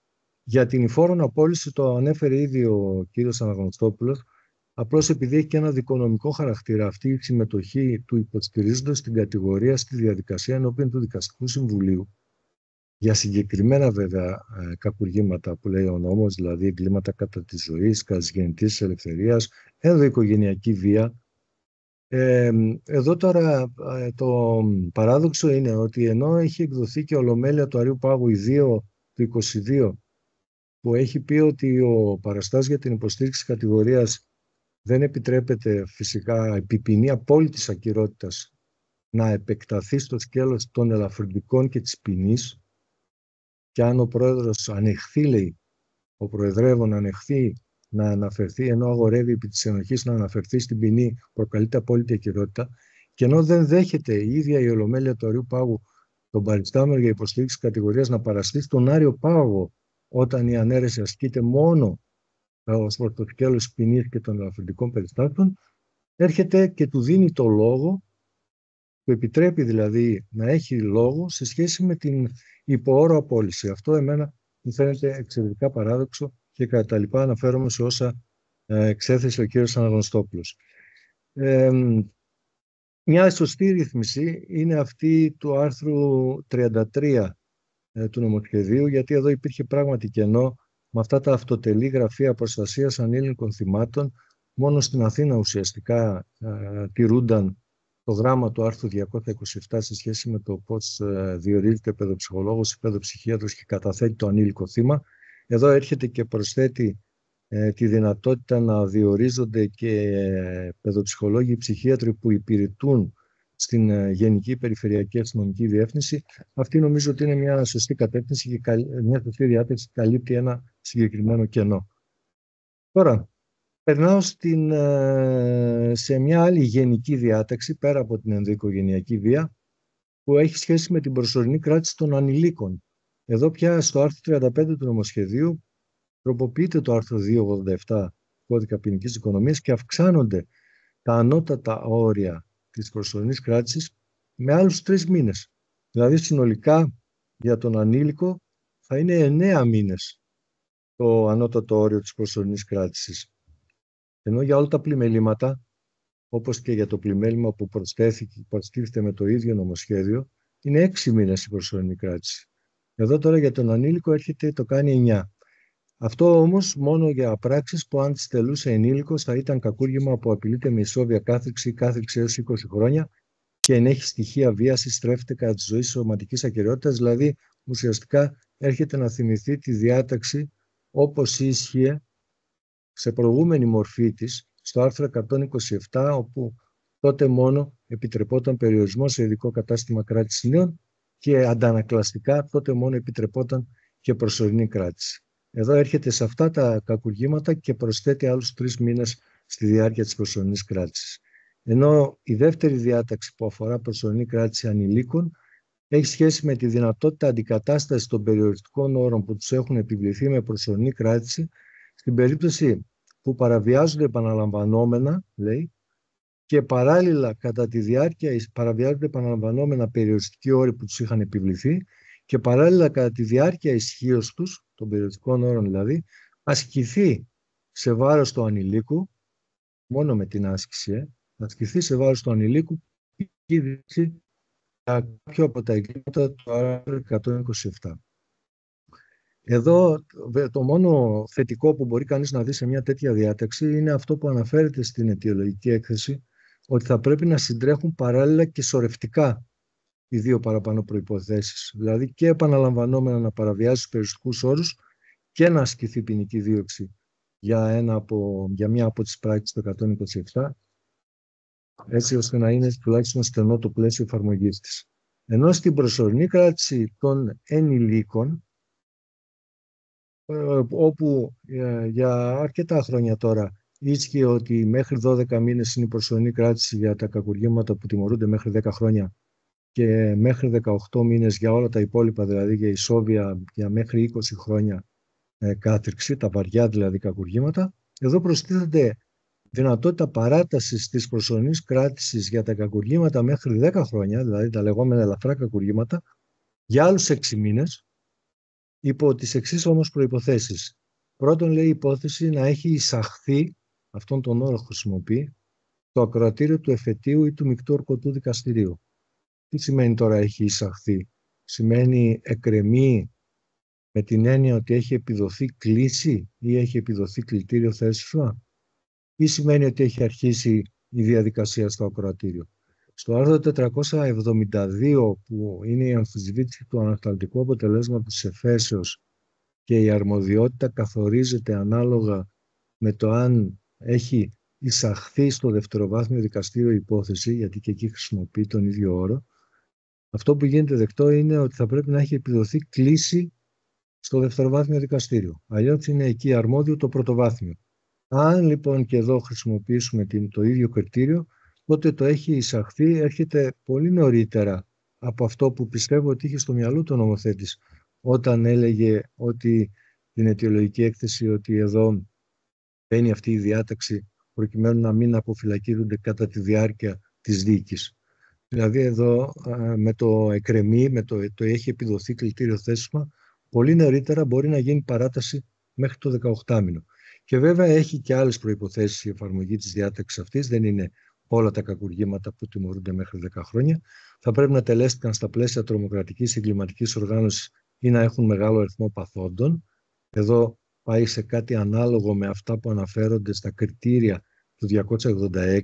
Ξέχασε βέβαια το κατεξακολούθηση έγκλημα, το οποίο υπάρχει εκεί στα ελαφρά κακουργήματα και δικαιολογεί την έκδοση εντάλματος με βάση τα ιδιαίτερα χαρακτηριστικά της πράξης, δεν το αναφέρει εδώ. Και βέβαια, εφόσον κρίνεται, λέει αιτιολογημένο, ότι αν αφαιθεί ελεύθερος, είναι πιθανό να διαπράξει και άλλα εγκλήματα βάσει προηγούμενων αμετάκτητων καταδικών για ομοειδείς αξιόπινες πράξεις, ό,τι λέει δηλαδή ουσιαστικά και στο 286, ή όταν προκύπτει σκοπός φυγής του κατηγορουμένου, όταν είναι δηλαδή ύποπτος φυγής.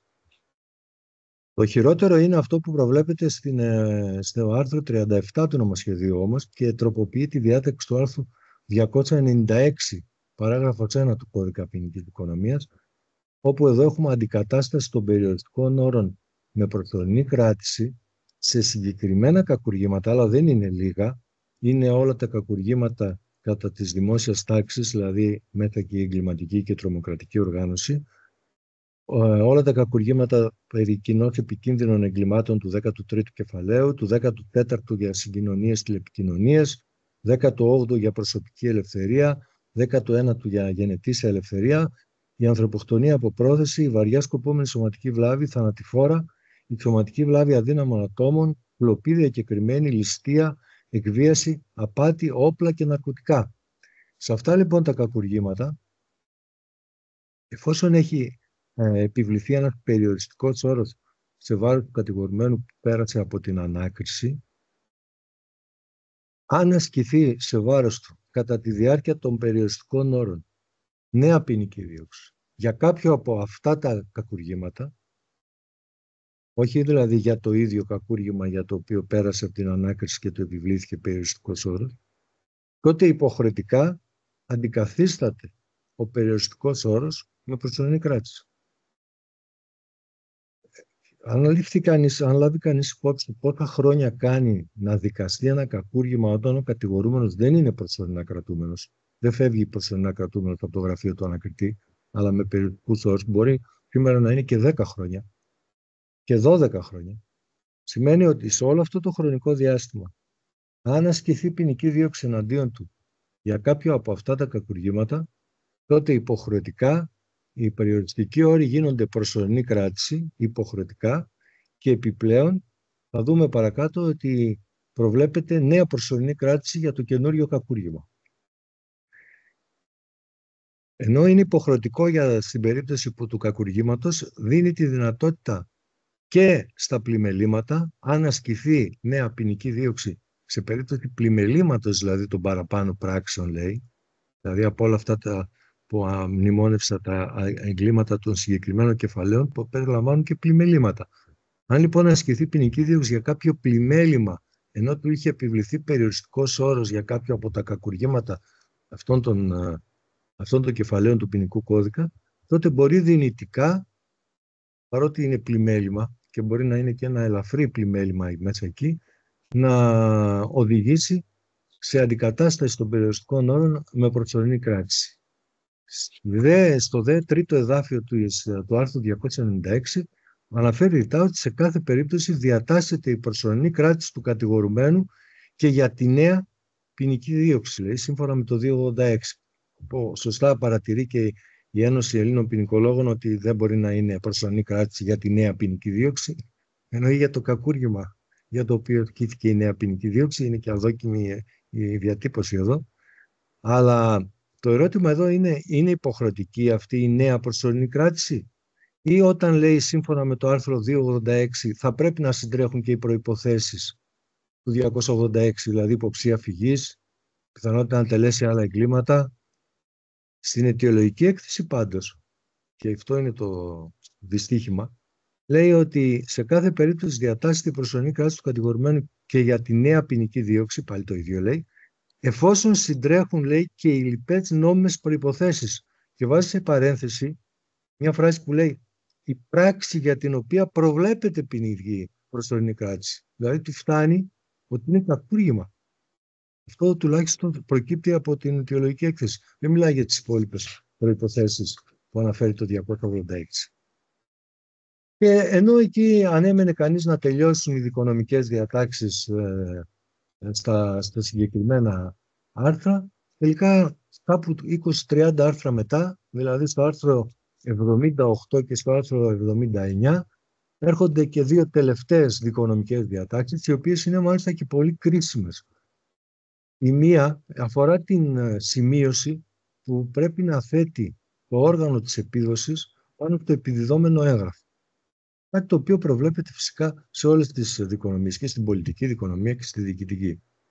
Εδώ λοιπόν, πριν να θεσπιστεί ο νέος κώδικας ποινικής δικονομίας, η νομολογία του Αριοπάγου, επειδή δεν έλεγε τίποτα ο νόμος, δεχόταν ότι δεν προκαλείται ούτε σχετική ούτε απόλυτη ακυρότητα αν παραλείψει το όργανο της επίδοσης να θέσει τη συγκεκριμένη χρονολογία.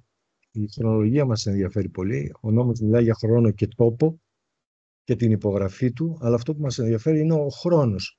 Γιατί αν η επίδοση έχει γίνει με θυροκόλληση και άρα λοιπόν έλειπα από το σπίτι ή το γραφείο μου όταν το κόλλησε το όργανο της επίδοσης στην πόρτα και πρόκειται για καταδικαστική απόφαση, αν δεν αναφέρεται πάνω στην απόφαση η χρονολογία που έγινε η θυροκόλληση, δεν θα μπορώ να ξέρω πότε λήγει η προθεσμία για να ασκήσω ένδικο μέσο, την έφεση ή την ανέρεση ανάλογα με το τι προβλέπεται. Λοιπόν, έτσι με το νέο κώδικα ποινικής δικονομίας προβλέφθηκε ρητά ότι υπάρχει ακυρότητα σχετική. Είπε λοιπόν ότι θα πρέπει η σημείωση αυτή να μπαίνει, αλλιώς υπάρχει ακυρότητα της επίδοσης. Πάει το θέμα στον Άριο Πάγο και το 7ο τμήμα με τη 200 του 2024 βγαίνει μια απόφαση η οποία χρησιμοποιεί την ομολογία που είχε εκδοθεί πριν το νέο κώδικα ποινικής δικονομίας, και ενώ ο νόμος ρητά αναφέρει σήμερα ότι υπάρχει σχετική ακυρότητα, υπάρχει ακυρότητα της επίδοσης αν δεν αναφέρει τη χρονολογία, καταλήγει ο Άριος Πάγος στο συμπέρασμα ότι δεν υπάρχει καμιά ακυρότητα. Και έρχεται τώρα το νομοσχέδιο, καταργεί αυτή τη φράση που λέει αλλιώς η επίδοση είναι άκυρη και στην αιτιολογική έκθεση πώς το δικαιολογεί. Επέρχεται, λέει, εναρμόνιση με την πρόσφατη νομολογία του Άριου Πάγου. Δηλαδή με την απόφαση αυτή που ήταν λάθος, προφανώς λάθος, όντρα στο γράμμα του νόμου, έρχεται να εναρμονίσει τώρα η καινούργια διάταξη. Και μια τελευταία διάταξη για να κλείσω. Υπάρχει εδώ πρόβλεψη στο άρθρο 79 για την έκδοση εντάλματος συλλήψεως με απλές ενδείξεις ενοχής. Μέχρι τώρα ξέραμε ότι για να βγει ένα ένταλμα σύλληψης χρειάζεται να συντρέχουν προϋποθέσεις προσωρινής κράτησης. Και γινόταν ρητή παραπομπή από το άρθρο 276 στις προϋποθέσεις της προσωρινής κράτησης. Να υπάρχει τουλάχιστον υποψία φυγής και πιθανότητα να τελέσει ενδεχομένως άλλα εγκλήματα. Έρχεται λοιπόν και μπαίνει μια διάταξη τώρα στο άρθρο 270 παράγραφος 2 που λέει ότι το ίδιο ισχύει, δηλαδή υπεραιώνεται η κύρια ανάκριση με έκδοση εντάλματος σύλληψης και όταν ο κατηγορούμενος που κλήθηκε δεν έχει γνωστή διαμονή στη χώρα και υπάρχουν ενδείξεις απλές εναντίον του, οπότε η ανάκριση περατώνεται με τη σε βάρος του έκδοση εντάλματος συλλήψεως. Εδώ τώρα πρέπει να αναλογιστεί ο νομοθέτης, ο συντάκτης του νομοσχεδίου, πόσο εύκολο σήμερα είναι να εκδοθεί με βάση αυτή τη διάταξη ένταλμα σύλληψης. Δηλαδή, αν ο παθών, ο φερόμενος των παθών, ο εγκαλών, δηλώσει μια ψευδή διεύθυνση ως προς σε αυτόν το πρόσωπο που εγκαλεί, και αυτό στην προκαταρκτική εξέταση φυσικά στη διεύθυνση αυτή δεν πρόκειται να τον βρουν, και ασκηθεί ποινική δίωξη εναντίον του με παραγγελία για κύρια ανάκριση, στα πλαίσια της οποίας ούτε ο ανακριτής θα μπορέσει να τον βρει, τότε η κλήση αυτή θα επιδοθεί ως άγνωστη της διαμονής. Με βάση αυτή τη διάταξη λοιπόν θα εκδοθεί και ένταλμα σύλληψης σε βάρος του. Όχι ότι δεν γίνεται και σήμερα, αλλά σήμερα τουλάχιστον θα πρέπει να εξεταστεί αν υπάρχουν σοβαρές ενδείξεις ενοχής σε βάρος του. Έρχεται τώρα και λέει με απλές ενδείξεις. Και για να μην είμαι μίζερος και συνέχεια κάνω κριτική, τουλάχιστον υπάρχει μια σωστή πρόβλεψη στο άρθρο 80, όπου μειώνονται επιτέλους τα έξοδα σε περίπτωση ανακλήσεως της εγκλήσεως, και με αυτό θα κλείσω, γιατί και αυτά είναι δυσβάσταχτα τα έξοδα που επιβάλλονται πλέον και ουσιαστικά εμποδίζουν και τους διαδίκους να οδηγούνται σε ανάκληση των εγκλήσεων. Εδώ τώρα έρχεται και προβλέπει ότι αν κάνει μια διάκριση και λέει αν η υπόθεση έφτασε στο ακροατήριο τότε ουσιαστικά τα έξοδα, τα δικαστικά, είναι 200 ευρώ, γιατί ισούνται με το ελάχιστο των εξόδων του μονομελούς μειοδικείου, ενώ αν ανακαλείται σε νωρίτερο στάδιο, δηλαδή στην προδικασία, στην προπαρασκευαστική διαδικασία, είναι το ίμιτσι, δηλαδή 100 ευρώ. Αυτά από μένα. Ευχαριστώ πάρα πολύ που με ακούσατε. Ευχαριστούμε τον κύριο Ζαχαριάδη, παρότι το μακροτενής και μακροσκελής ο λόγος του ήταν άκρος κατατοπιστικός και διαφωτιστικός. Ελπίζω να απάντησε νομίζω σε όλα σχεδόν τα δικονομικά ζητήματα που βάζει ο νόμος. Θα κλείσουμε την ενημέρωση και τον προβληματισμό των νέων σχεδιατάξεων με τον κύριο Πόλη Τσιρίδη, ο οποίος θα αναπτύξει τις απόψεις του, τις οποίες η Ολομέλεια, η Συντονιστική Τροπή της Ολομέλειας ανέπτυξε στον Υπουργό και τις οποίες τις έχουμε αποστείλει και με σχετικό υπόμνημα για να ληφθούν υπόψη πριν την κατάθεση του νομοσχεδίου στη Βουλή. Κύριε Τσιρίδη, έχει το λόγο. Ευχαριστώ, κύριε Πρόεδρε. Λέγοντας για το φίλο μου το Σάκη μακροσκελή, σημαίνει πρέπει να συντηρήσω. Δεν θα το κάνω πολύ συντομότερα για τους δύο φίλους μου. Ήθελα να ενημερώσουμε, κύριε Πρόεδρε, τους συναδέλφους μας, πράγματα τα οποία είπαμε και στο πλαίσιο του 50-90, ότι επειδή αυτές οι διατάξεις που ανέπτυξε ο κύριος Αναγνωστόπουλος και όλα, σχεδόν όλες οι περιπτώσεις παραβατικότητας, ο υπέτειος φλερτάρει με τη φυλακή. Δεν υπάρχει καμία από όλες αυτές τις διατάξεις που δεν έχει πρόβλεψη για ποινή πάνω από 2 χρόνια. Να θυμίσουμε λοιπόν ότι με τον 50-90 ποιο είναι το πλαίσιο που ισχύει, πόσο επιβεβαρημένο ήταν, ώστε να σκεφτεί κανείς την αναγκαιότητα μιας πρόσθετης αυστηρότητας. Έχουμε λοιπόν 5 διατάξεις, 3 ουσιαστικού δικαίου και 2 δικονομικού, θεσμούς, οι οποίοι όλοι αυστηροποιήθηκαν επιταχύρω. 80α, μετατροπή ποινής. 104α, παροχή κοινοφελούς εργασίας. 99 αναστολή και 2 δικονομικούς θεσμούς, ευκολία στην προσωρινή κράτηση και τέλος ανασταλτική δύναμη εφέσεως υπό προϋποθέσεις πως μπορεί να αρθεί. 497 παράγραφος 8. Και οι 5 αυτοί θεσμοί, 3 ουσιαστικού δικαίου και 2 δικονομικού δικαίου, επιβαρύνθηκαν επιταχύρω ήδη 1 Μαΐου με τον 50-90.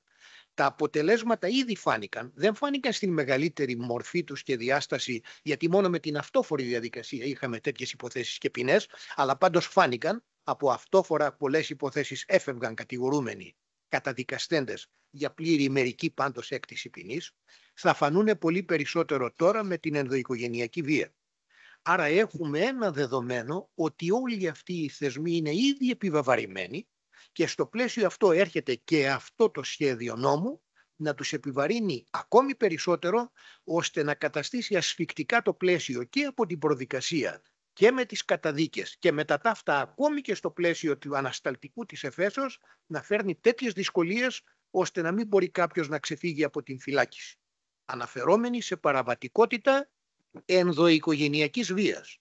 Το λέω αυτό διότι όταν έρχεται το μοντέλο, ακούσατε τον κύριο Αναγνωστόπουλο ότι με το άρθρο 14, που είναι πολύ βασική διάταξη, κυρίαρχη διάταξη στην ενδοοικογενειακή βία, έχουν προσθεθεί ουσιαστικές και δικονομικές διατάξεις, και αυτό θέσαμε στον Υπουργό και είπαμε, οι οποίες προβλέπουν ότι για αυτά τα δικήματα ενδοοικογενειακής βίας, και μιλάμε για τα πλημελήματά τους και για τα κακουργήματα αλλά και για τα πλημελήματα πάντως, γίνεται ρητή αναφορά στην αιτιολογική έκθεση ότι επειδή έχουμε μία παραβατικότητα σε αυτό το επίπεδο, πήραμε το μοντέλο της αθλητικής βίας του νόμου 27-29 του 99, 41 σιγματάφ,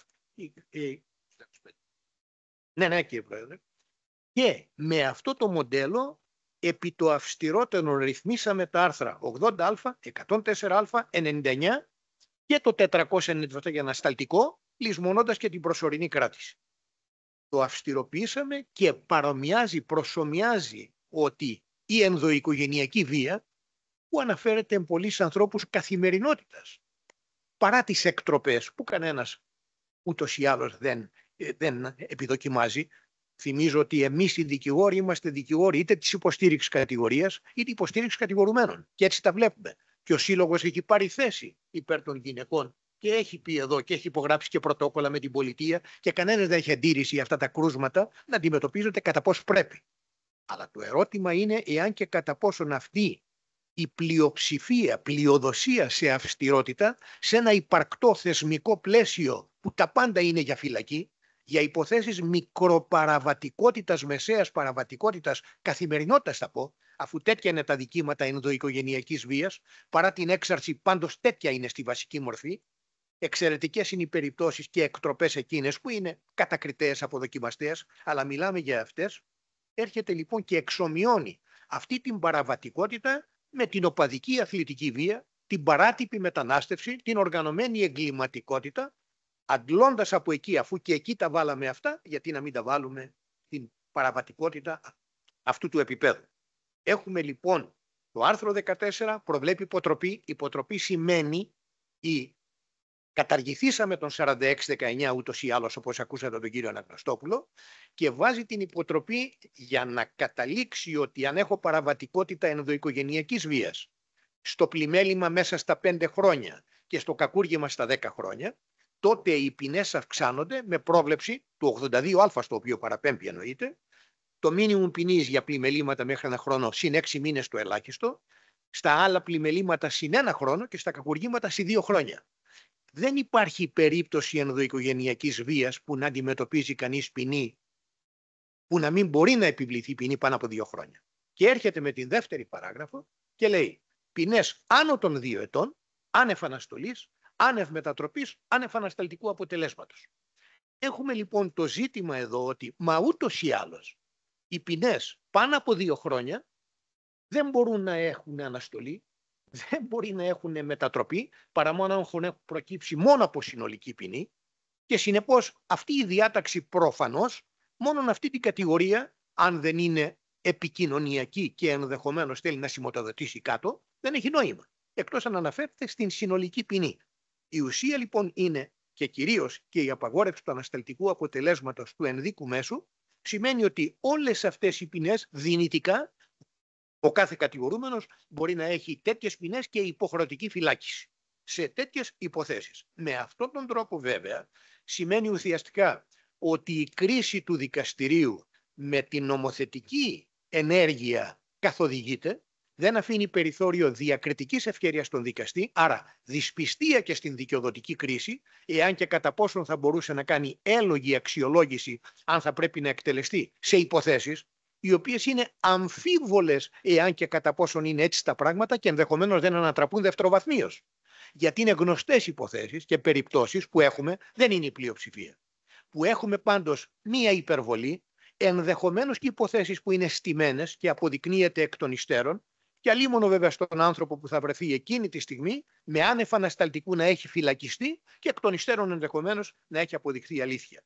Άρα είναι μία επικίνδυνη διολίσθηση επιταχύρων, επί το αυστηρότερων, και στερώντας το δικαστή τη δυνατότητα να μπορεί να το κάνει αυτό.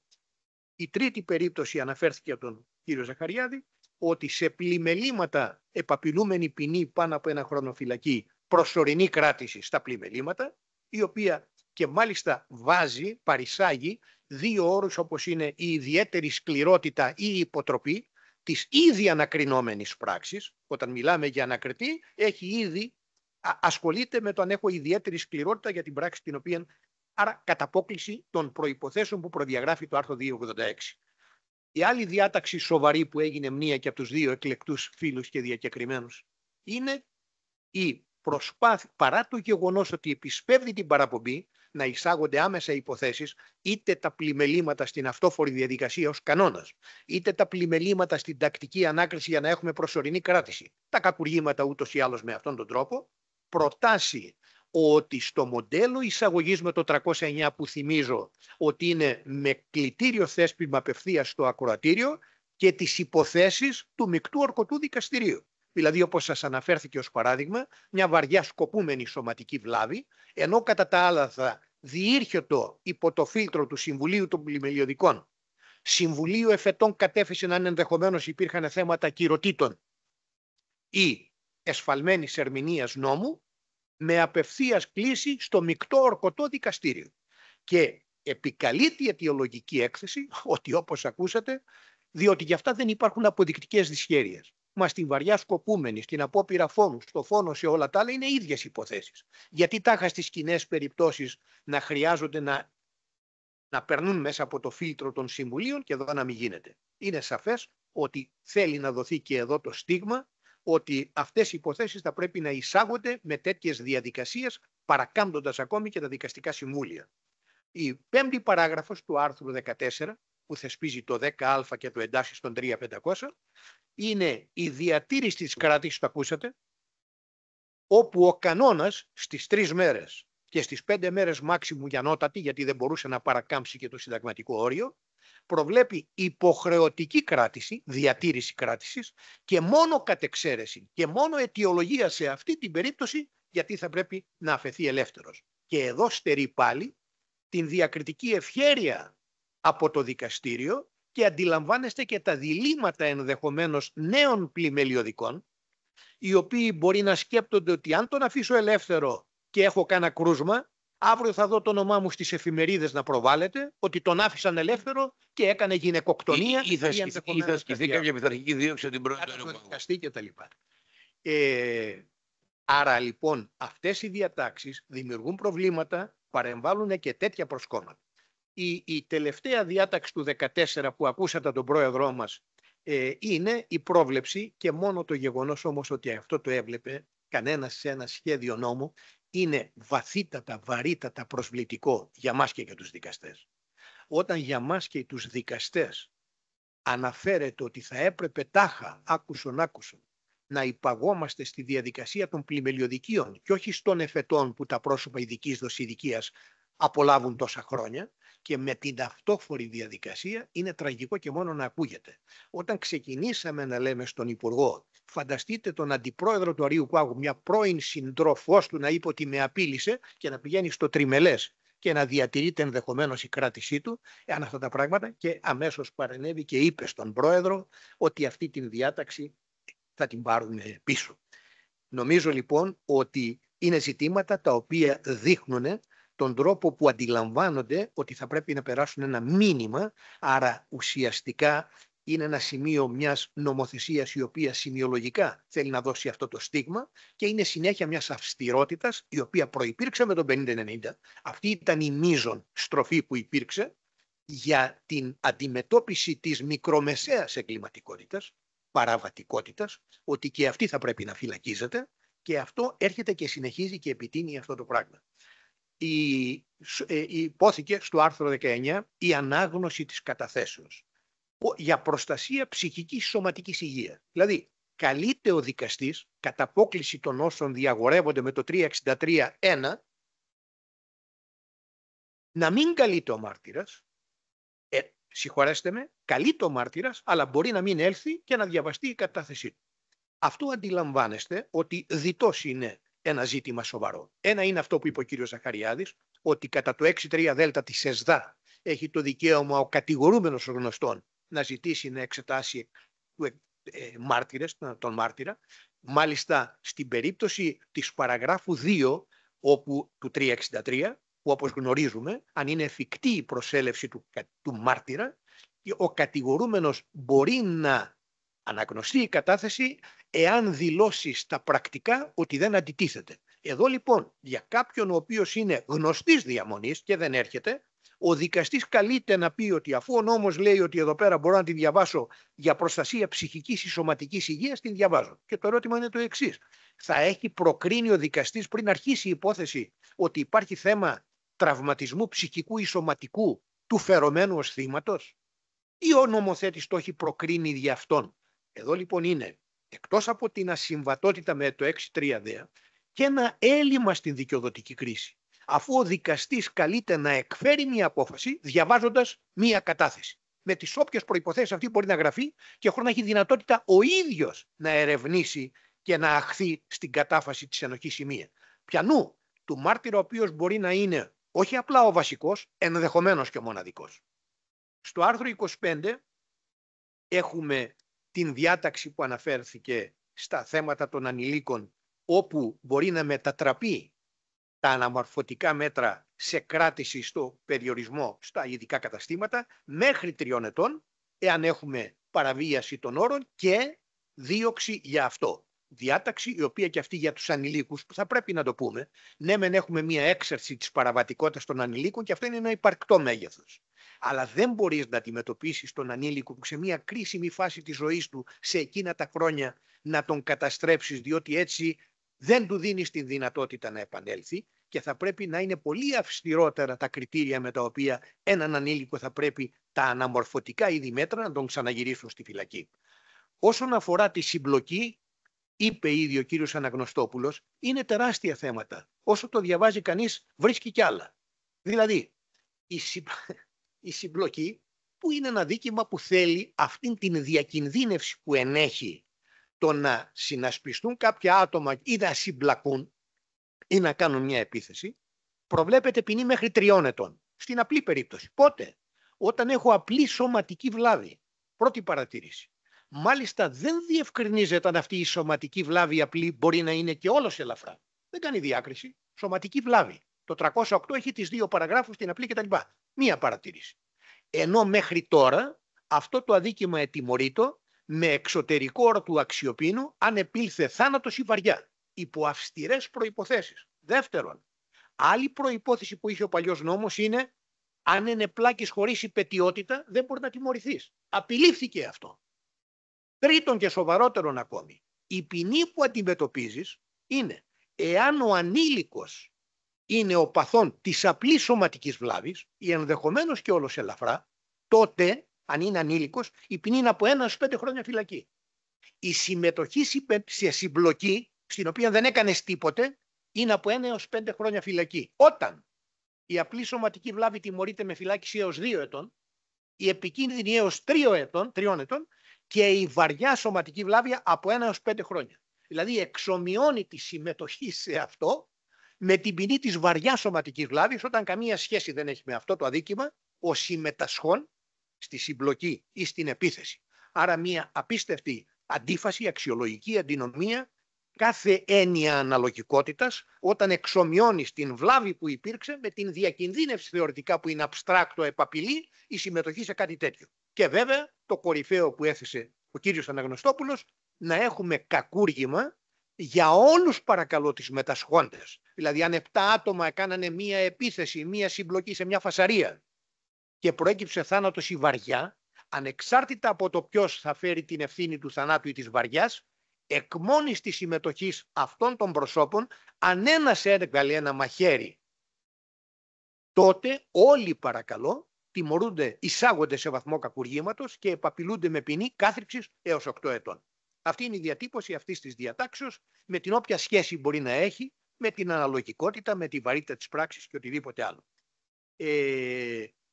Τα άρθρα 31 και 32 αναφέρονται στην πολύ σωστή διάταξη, σας εξηγήθηκε τον κύριο Αναγνωστόπουλο, στα δικήματα κατά ιδιοκτησίας περιουσίας 381-405, όπου ως γνωστόν εισήχθησαν οι θεσμοί για να μπορούν να λειτουργήσουν, γιατί και το θύμα θα πρέπει επιτέλους να μπορεί να ικανοποιηθεί και να δοθεί ένα κίνητρο σε έναν δράστη να αποζημιώσει το θύμα, και μάλιστα πλήρη αποζημίωση και με τους στόχους υπερημερίας και τα πάντα, ενδεχομένως και πολύ περισσότερο τη ζημιά όπως σας λέχθηκε, διότι είναι το κατηγορητήριο που εισάγεται θα πρέπει να καλύψεις, και είχαμε δυνητικό λόγο, μάλλον άφεση της ποινής εάν έγινε στην πλημεληματική διαδικασία εκ το πέρας της δίκης, και ούτως ή άλλως στην περίπτωση του κακουργήματος, αν μέχρι του αμετακλήτου είχε ικανοποιηθεί, να οδηγεί σε απαλλαγή. Τώρα λοιπόν με την εισαγόμενη ρύθμιση του 31 και του 32 τροποποιούνται οι διατάξεις και η άφεση της ποινής στο πλημέλημα είναι δυνητική. Στο 10 κακούργημα, εάν γίνει μέχρι του αμετακλήτου, μπορεί να απαλλαγεί υπό περιστάσεις. Αν δεν γίνει στην διαδικασία, είναι λόγος μείωσης της ποινής. Συνεπώς εδώ είναι ένα αντικίνητρο για τον δράστη να μπορεί να αποζημιώσει τον παθόντα, που στο κάτω-κάτω αν έχει ένα ελαφρυντικό από όποια άλλη αιτία, δεν έχει λόγο να το κάνει. Έχει έναν λόγο μείωσης της ποινής. Δεν έχει ανάγκη να έχει αυτό ως υποχρεωτικό λόγο μείωσης της ποινής. Εδώ λοιπόν στερεί τη δυνατότητα και δίνει ένα έλλειψη κινήτρου ουσιαστικά στον δράστη να μπορεί να αποζημιώσει τον παθόντα, που και αυτό είναι ένα μέγεθος, ένα αγαθό πολύ σημαντικό, και πολλοί περιμένουν, τους είναι αδιάφορο ενδεχομένως η ποινική τιμώρηση για ανθρώπους που υπέσαν ζημιά από κλοπές, απάτες και οτιδήποτε άλλο, από το να αποζημιωθούν. Μία άλλη διάταξη που θέσαμε, που εκτιμούμε ότι είναι πράγματι σοβαρή, είναι αυτές οι παρατάσεις, οι δικονομικού τύπου, οι προσωρινές κρατήσεις, λέχθηκε και αναφέρθηκε από τον κύριο Ζαχαριάδη, είναι ότι όταν έχουμε πλέον παράταση από 6 μήνες στους 9 μήνες, όπως προβλέπεται στο άρθρο 35, εάν έχουμε, μιλάμε για ανηλίκους, αν έχουμε επαναλαμβανόμενες παραβιάσεις και ασκηθεί ποινική δίωξη για πράξεις του 127.1, δηλαδή για πράξεις που αν τελούνται από ανήλικο θα ήταν κακουργήματα. Υπάρχει λοιπόν μία αυστηροποίηση και εδώ για ανηλίκους που, επαναλαμβάνω, πάντα επιφυλασσόταν και νομοθετικά μία ευαισθησία και μία φιδό όσον αφορά τέτοια μέτρα σε βάρος τους.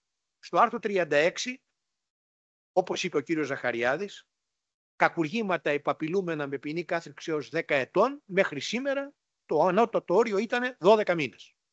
Τώρα δίνεται η δυνατότητα να επεκταθεί στους 18 μήνες, όπως όλα τα υπόλοιπα κακουργήματα επαπειλούμενα με ισόβια κάθριξη μέχρι 20 ετών. Και μάλιστα εδώ προστίθεται ότι σε αυτά, ενώ μέχρι τώρα αναφέρονταν ότι μιλούσαμε όταν είχαμε εγκληματική οργάνωση, τρομοκρατική οργάνωση, προστίθεται και το πλημέλημα της συμμορίας, το οποίο καθεαυτό δεν δικαιολογεί προσωρινή κράτηση. Άρα αν συντρέχει και εδώ, βάζει μέσα και τη συμμορία, συνεπώς δίνει και ένα στίγμα στον εισαγγελέα ότι όταν ασκείς δίωξη βάλε και ένα πλημέλημα συμμορίας, γιατί μπορεί να μας χρειαστεί αργότερα, αν έχει εισαχθεί υπόθεση. Θα μου συγχωρέσεις, αγαπητέ Σάκη, απλώς να πω ότι εάν κανένας σταθεί στην αιτιολογική έκθεση, έχω την εντύπωση ότι αυτό που φωτογραφίζει, άλλο αν ένας το διαβάσει έτσι και το ερμηνεύσει έτσι στη συνέχεια, είναι ότι η εισαγωγή εννοεί στο ακροατήριο της εκδικαζόμενης υπόθεσης, γιατί κατά πώς καταγράφεται στην αιτιολογική έκθεση του 36, αναφέρεται στο ότι οι οποίες υποθέσεις έχουν εισαχθεί στην ακροαματική διαδικασία, όμως λόγω πληθώρας διαδίκων, μαρτύρων, αποδεικτικής πολυπλοκότητας, είναι ανέφικτο να εκδικαστούν εντός της ασφικτικής 12μηνης προθεσμίας, με αποτέλεσμα να έρεται εκ του νόμου η κράτηση και να καθίσταται δυσχερής η υποβολή του στην εκτέλεση της ποινής. Εδώ, αν μη τι άλλο αιτιολογικά, φωτογραφίζει την εκδικαζόμενη υπόθεση και είναι το φαινόμενο το γνωστό. Αφού δεν προλαβαίνω να εκδικάσω την υπόθεση, να μπορώ να παρατείνω την προσωρινή κράτηση. Άρα εδώ επιλέγεται αυτό προκειμένου ακριβώς την αδυναμία να μπορεί έγκαιρα να δικάσει την υπόθεση, να καλύπτεται με αυτόν τον τρόπο για υποθέσεις οι οποίες ως γνωστόν εκφεύγουν αυτού. Μακάρι να ερμηνευτεί έτσι, μακάρι. Ναι, λέω, εάν κανένα σταθεί στην αιτιολογική, διότι έχεις δίκιο κατά το ότι και οι αιτιολογικές εκθέσεις δεν αγνοούμε το ότι πολλές φορές à la carte επικαλείται κάποιος κατά περίπτωση. Όσον αφορά το άρθρο 37 που έχουμε πάλι την πρόβλεψη, δηλαδή εδώ το άρθρο 37 ουσιαστικά προσπαθεί να πάρει τον τρόπο που δικονομικά αντιμετωπίστηκε με τον 50-90 το 497 παράγραφος 8 και να το μεταφέρει στον χώρο της προσωρινής κράτησης. Θυμίζω για τους συναδέλφους μας ότι με το 497-8, εάν έχει δοθεί ανασταλτικό αποτέλεσμα και στο πλαίσιο αυτό τελεστεί μία άλλη πράξη, δυνητικά εκεί ο εισαγγελέας μπορεί να την εισαγάγει ώστε να αρθεί η δοθήσα αναστολή. Ενώ λοιπόν σε αυτό το πλαίσιο και μάλιστα με τη νέα πράξη, αν έχει ποινή άνω του 1 έτους, δεν αναστέλλεται η εκτέλεση της δεύτερης πράξης. Δηλαδή άρση αναστολής η πρώτη και δεν αναστέλλεται η εκτέλεση. Αυτό λοιπόν το μοντέλο, το οποίο μπήκε με τον 50-90, έρχεται στον 37 και βάζει ότι αν έχω υποχρεωτική αντικατάσταση, ενώ δυνητική είναι στο 497, εδώ είναι υποχρεωτική στο επίπεδο της προσωρινής κράτησης, αν έχω άσκηση νέας δίωξης στον χρόνο ισχύως των μέτρων και περαιτέρω πρόβλεψη προσωρινής κράτησης και για τη νέα πράξη, η οποία εδώ, και συμφωνώ μαζί σου Σάκη, προδιαγράφεται ως υποχρεωτική για τη νέα δίωξη, για την οποία ενδεχομένως κάποιος μπορεί να θωωθεί μετά ταύτα, αλλά θα έχει προσωρινά κρατηθεί ενδιάμεσα. Και δύο τελευταίες που λέχθηκαν και υπόθηκαν είναι το 162.2 και εδώ βλέπουμε το εξής. Μία διάταξη, επειδή παράγει ακυρότητα με ό,τι αυτό μπορεί να σημαίνει, αρχικά νομολογιακά προσπαθούμε να το παρακάμψουμε και έρχεται στη συνέχεια ο νομοθέτης και το θεσμοθετεί. Εδώ προηγήθηκε η νομολογιακή αντιμετώπιση και έπεται ο νομοθέτης. Και το τελευταίο, πολύ σωστό και σοβαρό, για το 270, όπου έχουμε για τον αγνώστου διαμονής κατηγορούμενο που πολλές φορές απολάθηκε από σκοπιμότητες εγκαλούντων, έχει τεθεί μια διεύθυνση για να έχει αυτή την περιπέτεια και να εκδοθεί ένα ένταλμα, χωρίς σοβαρές ενδείξεις ενοχής, να μπορεί να παραπέμπονται. Κύριε Πρόεδρε, ήθελα να πω το εξής και να τελειώσουμε αυτό. Τα είχαμε πει και με τον 50-90 και με την Ολομέλεια και στη Βουλή, και τα θυμάστε, και με την Ένωση, και εμείς τα είχαμε πει. Είναι δεδομένο, τους το είπατε και εσείς προσωπικά και το έχουμε πει όλοι μας, ότι με αυτόν τον άκρατο τιμωρητισμό δεν μπορεί να αναμένει κανείς ότι μπορεί να δαμαστεί η όντως υπαρκτή έξαρση εγκληματικότητας. Είναι χαρακτηριστικό και το θυμάμαι γιατί μετήχα σε εκείνη την ομοπαρασκευαστική που κάναμε τον νόμο 4855 του 21. Τελευταία. Σωστό. Δεν ξανάγινε μεταλλή. Ναι, σωστά. Καλά τις μετράτε. Όπου θυμάμαι ότι η βούληση, η πολιτική βούληση ήταν στα ό,τι κάναμε να βάλουμε ισόβια, αυτή ήταν η πολιτική επιλογή στις διατάξεις που εμείς κάναμε, σε 3 αδικήματα. Στην ανθρωποκτονία, απόλυτη ποινή ανθρωποκτονία, όχι 10 χρόνια ως ανθρωποκτονία, στο βιασμό απόλυτη ποινή ισόβια, επί ανηλίκων, επί περισσότερων κτλ. Και στον εμπρισμό δαζών απόλυτη ποινή ισόβια. Όπως είπατε κύριε Πρόεδρε, στατιστικά στην επόμενη διετία με τα στατιστικά στοιχεία της Ελλάδας καταγράφηκε αύξηση εγκληματικότητας και στα αυτά τα 3. Σε ανθρωποκτονίες, γυναικοκτονίες, σε βιασμούς και τέτοια δικήματα και σε εμπρισμούς. Νομίζω λοιπόν ότι αυτό το φαινόμενο να προσπαθεί κανείς να αντιμετωπίσει την εγκληματικότητα με αυτόν τον τρόπο, αντί ενδεχομένως η κοινωνία, το κράτος πρόνοιας ή οτιδήποτε άλλο να δώσει έμφαση όπου πρέπει, στην οικογένεια, στο σχολείο, στους γνωστούς θεσμούς που μπορεί να λειτουργήσουν, με την ευκολία το κάνει εκεί. Και ένα τελευταίο, επειδή μας ακούνε και νεότεροι συνάδελφοι. Στα αδικήματα ενδοοικογενειακής βίας, όπου υπάρχει μια έξαρση παθών, βγαίνουν στη μέση συγκρούσεις αποθυμένα τεράστια, το να κάνει ο δικηγόρος τη δουλειά του και να σταθεί από όποια έπαλξη είναι έως και επικίνδυνο. Θέλει πάρα πολύ προσοχή, γιατί ο αντίδικος, ο όποιος διαταραγμένος ή μη, θεωρεί ότι ο δικηγόρος ενδεχομένως μπορεί να υποκινεί προς την όποια κατεύθυνση και θέλει πάρα πολύ προσοχή κανένα να σταθεί και να κάνει σωστά τη δουλειά του, να μπορεί να συστήσει ενδεχομένως, και το λέω αυτό ενδεικτικό παράδειγμα όταν μιλάμε για την υφόρον απόλυση, την οποία καλεί τον παθόντα να κάνει ένα υπόμνημα στο Συμβούλιο. Στο Συμβούλιο, το οποίο ενδεχομένως τι μπορεί να επιτύχει ένα παθόν, μία υφόρον απόλυση να την βραδύνει κατά 6 μήνες, κατά 1 χρόνο. Δεν ξέρω αυτό και αν κάποιος κρατούμενος θεωρήσει ότι την ευθύνη για το ότι κρατείται για 6 μήνες ή 1 χρόνο παραπάνω την έχει είτε ο παθόν είτε ο δικηγόρος που συνέταξε το υπόμνημα, τι μπορεί αυτό ενδεχομένως να σημαίνει.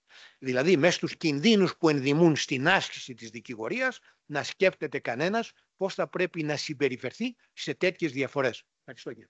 Σας ευχαριστώ και εγώ κύριε Τσιρίδη. Σήμερα μάλιστα μου ήρθε μια αναφορά από συνάδελφο που χειρίζεται μια υπόθεση γνωστή ενδοοικογενειακής βίας, ότι λαμβάνει στο τηλέφωνο τα απειλητικά μηνύματα, ότι θα τον βρουν σε χαντάκι, θα τον σκοτώσουν κλπ.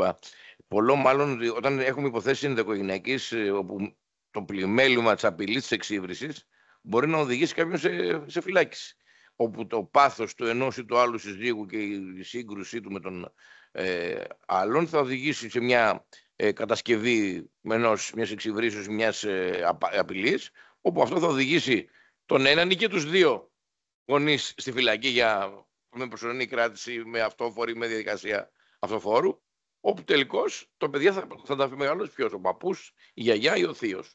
Δηλαδή οδηγούμεθα και σε οικογενειακά άτομα, με δεδομένο ότι κάθε χρόνο τουλάχιστον 2 ή 3 φορές έχω κληθεί ως πρόεδρος συλλόγου να παρεμβώ σε υποθέσεις συναδέλφων που πήγανε με τον πελάτη του στο αστυνομικό τμήμα να κάνουν μήνυση, τους έκανε αντίθετη μήνυση ο άλλος για ψευδή καταμήνυση και ηθική αυτουργία του δικηγόρου, και κρατήθηκε ο δικηγόρος στα πλαίσια του αυτοφόρου μέχρι ότου να πάει από τον εισαγγελέα. Δεν έμεινε κανένα βράδυ μέσα μέχρι να ακολουθεί όλη η διαδικασία. Αν τύχαινε μάλιστα και είναι και βραδινή το περιστατικό και ο εισαγγελέας δεν ήταν υπηρεσία στη δουλειά του, διανυκτέρευε και στο τοπικό αστυνομικό τμήμα. Άρα οδηγούμεθα σε τέτοιες καταστάσεις, θα δούμε τέτοια φαινόμενα στο επόμενο μέλλον, αλλά τελικώς ίσως απέναντι στην κοινωνία η οποία ζητά, σύμφωνα με τις δημοσκοπικές έρευνες, τις οποίες μόνο αυτές κοιτάει προφανώς η νομοθετούσα κυβέρνηση, μήπως θα πρέπει τελικώς και η άλλη κοινωνία, η οποία θα υποστεί τις συνέπειες αυτής της, να λειτουργήσει αντίθετα δημοσκοπικά, γιατί τελικώς ό,τι και να λέμε εμείς, κρούουμε και πόρτας κλειστάς, βαριά κλειστάς αμπαρωμένες, διότι τόσο τα μεσημεριανάδικα, τα πρωινάδικα, τα δελτία μαζικής εξημέρωσης και τα δημοσκοπικά ευρήματα, αλλά υπό το βάρος και των συγκεκριμένων πολιτικών εξελίξεων, οδηγούν σε έναν νεοαυταρχισμό και σε μια αντίληψη τιμωρητική, όπου το μόνο ζήτημα θα είναι σε μια χώρα που δεν υπάρχει άλλη τελικώς τέτοια στην Ευρωπαϊκή Ένωση, και απορώ γιατί δεν βλέπουμε ποιες είναι τα λεγόμενα best practices, οι καλύτερες πρακτικές στην Ευρωπαϊκή Ένωση, γιατί και εκεί υπάρχει το έγκλημα. Δεν είναι ένα πράγμα το οποίο καλλιεργείται μόνο στην Ελλάδα. Το έγκλημα καλλιεργείται σε όλες τις χώρες της Ευρωπαϊκής Ένωσης. Και άρα εκεί κάτι βρήκαν αυτοί και κάπως το περιόρισαν, δεν το εξαλείβεται τελείως το έγκλημα. Άρα να δούμε τι κάναν αυτοί οι άνθρωποι εκεί πέρα και το κάναν έτσι. Το κάναν αυτό που κάνουμε εμείς ή μήπως κάναν κάτι άλλο.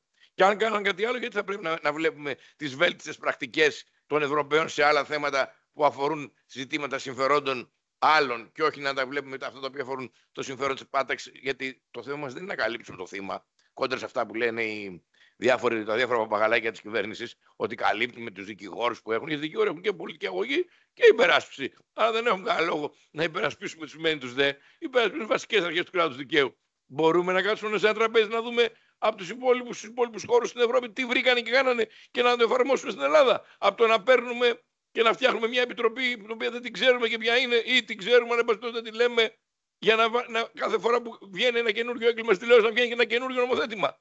Κάνοντας την αυτοκριτική μου ως πρόεδρος του Συλλόγου, το μόνο που κάνω τη βαριά αυτοκριτική μου είναι ότι τύπωσα μια φορά ένα κώδικα ποινικής και κώδικα ποινικού και το μοίρασα και έχω δώσει κάποια λεφτά από το Ταμείο του Συλλόγου, το οποίο δυστυχώς μετά από λίγο εκρίθη παροχημένο. Δεν θα ξανατυπώσω κανένα κωδικάκι. Απλά θα φτιάξω μια ηλεκτρονική εφαρμογή και θα παρακαλώ καθένας να μπαίνει και να βλέπει τις τροποποίησεις. Και θα σας καλέσω να βοηθήσετε την Τράπεζα Νομικών Πληροφοριών του Συλλόγου, ώστε να είμαστε update με την ομολογία, την ποινική, την νομοθεσία, με συγχωρείτε, γιατί πρέπει να βοηθήσουμε και τους δικαστές, αντί να έχουν 7 κώδικες απλωμένους για να δουν ποιο δίκαιο θα εφαρμόζουν, να έχουν ένα ηλεκτρονικό σύστημα, να βλέπουν το διαχρονικό δίκαιο στα επόμενα χρόνια εφαρμογής αυτών των ποικίλων διατάξεων.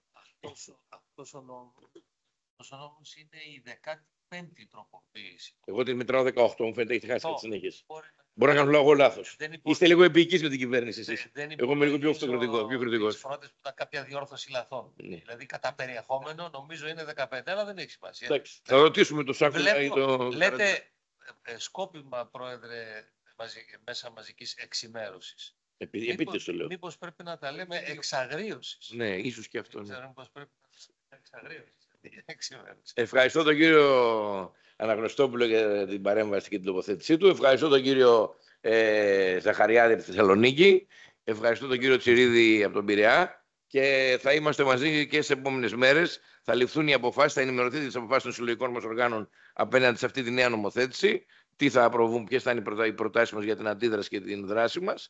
Και βεβαίως θα τα ξαναπούμε και στην συζήτηση στη Βουλή όταν θα γίνει, και θα καλέσουμε όλους τους συναδέλφους να την ακούσουν αυτή τη συζήτηση στη Βουλή. Η ακρόαση φορέων στη Βουλή είναι ανοιχτή δημόσια συνεδρίαση και θα πρέπει τη μέρα που θα γίνει η συζήτηση να έρθουν να ακούσουν οι συνάδελφοι τι λένε εκεί οι διάφοροι εκπρόσωποι των φορέων. Γιατί να ακούσουμε και την άποψη των Ελλήνων εισαγγελέων που την έχουμε ακούσει εμείς πολύ, αλλά είναι πολύ σημαντικό να ενημερώνονται οι συνάδελφοι. Και προφανώς θα τα πούμε και μετά, ενημερώνοντας τους συναδέλφους για ποιες τουλάχιστον αλλαγές καταφέραμε να επιφέρουμε. Σίγουρα και με τα βεβαιότητα, η μόνη προς το παρόν μπορώ να σας βεβαιώσω είναι ότι η δήλωση του Υπουργού ότι δεν θα προβεί στη διαδικασία των ατόμων με ειδική δοσηδικία σε κάποια τροποποίηση διάταξη όπως την έχει επιφέρει. Να δούμε όμως και κάποιες άλλες διατάξεις. Πάντα είμαι αισιόδοξος ότι στο τέλος η πειθό κάτι μπορεί να φέρει τουλάχιστον σε επιμέρους ζητήματα, αν όχι στην κεντρική φιλοσοφία του νομοσχεδίου, που εκεί είμαι λίγο απεσιόδοξος για τη δυνατότητα να επιφέρουμε βασικές δρογμές και αλλαγές, αφού υπάρχει αυτή η νοοτροπία που κυριαρχεί τα τελευταία χρόνια στην ποινική νομοθέτηση. Σας ευχαριστώ πολύ, κυρίες και κύριοι συνάδελφοι, όλους όσους αντέξατε να μας παρακολουθήσετε. Θα είμαστε πάλι μαζί σας. Η Ολομέλεια δεν αφήσατε κόπο και χρόνου και ευχαριστούμε πάρα πολύ τους συναδέλφους που αφιέρωσαν πολύτιμο χρόνο τους για να μας ενημερώσουν και να είναι μαζί μας και να σταθούν στο πλευρό της Ολομέλειας στον αγώνα που κάνουμε και κατά αυτής της συγκεκριμένης προσπάθειας νέας τροποποίησης των κωδίκων. Ευχαριστώ πάρα πολύ. Καλή σας νύχτα. Καλό βράδυ.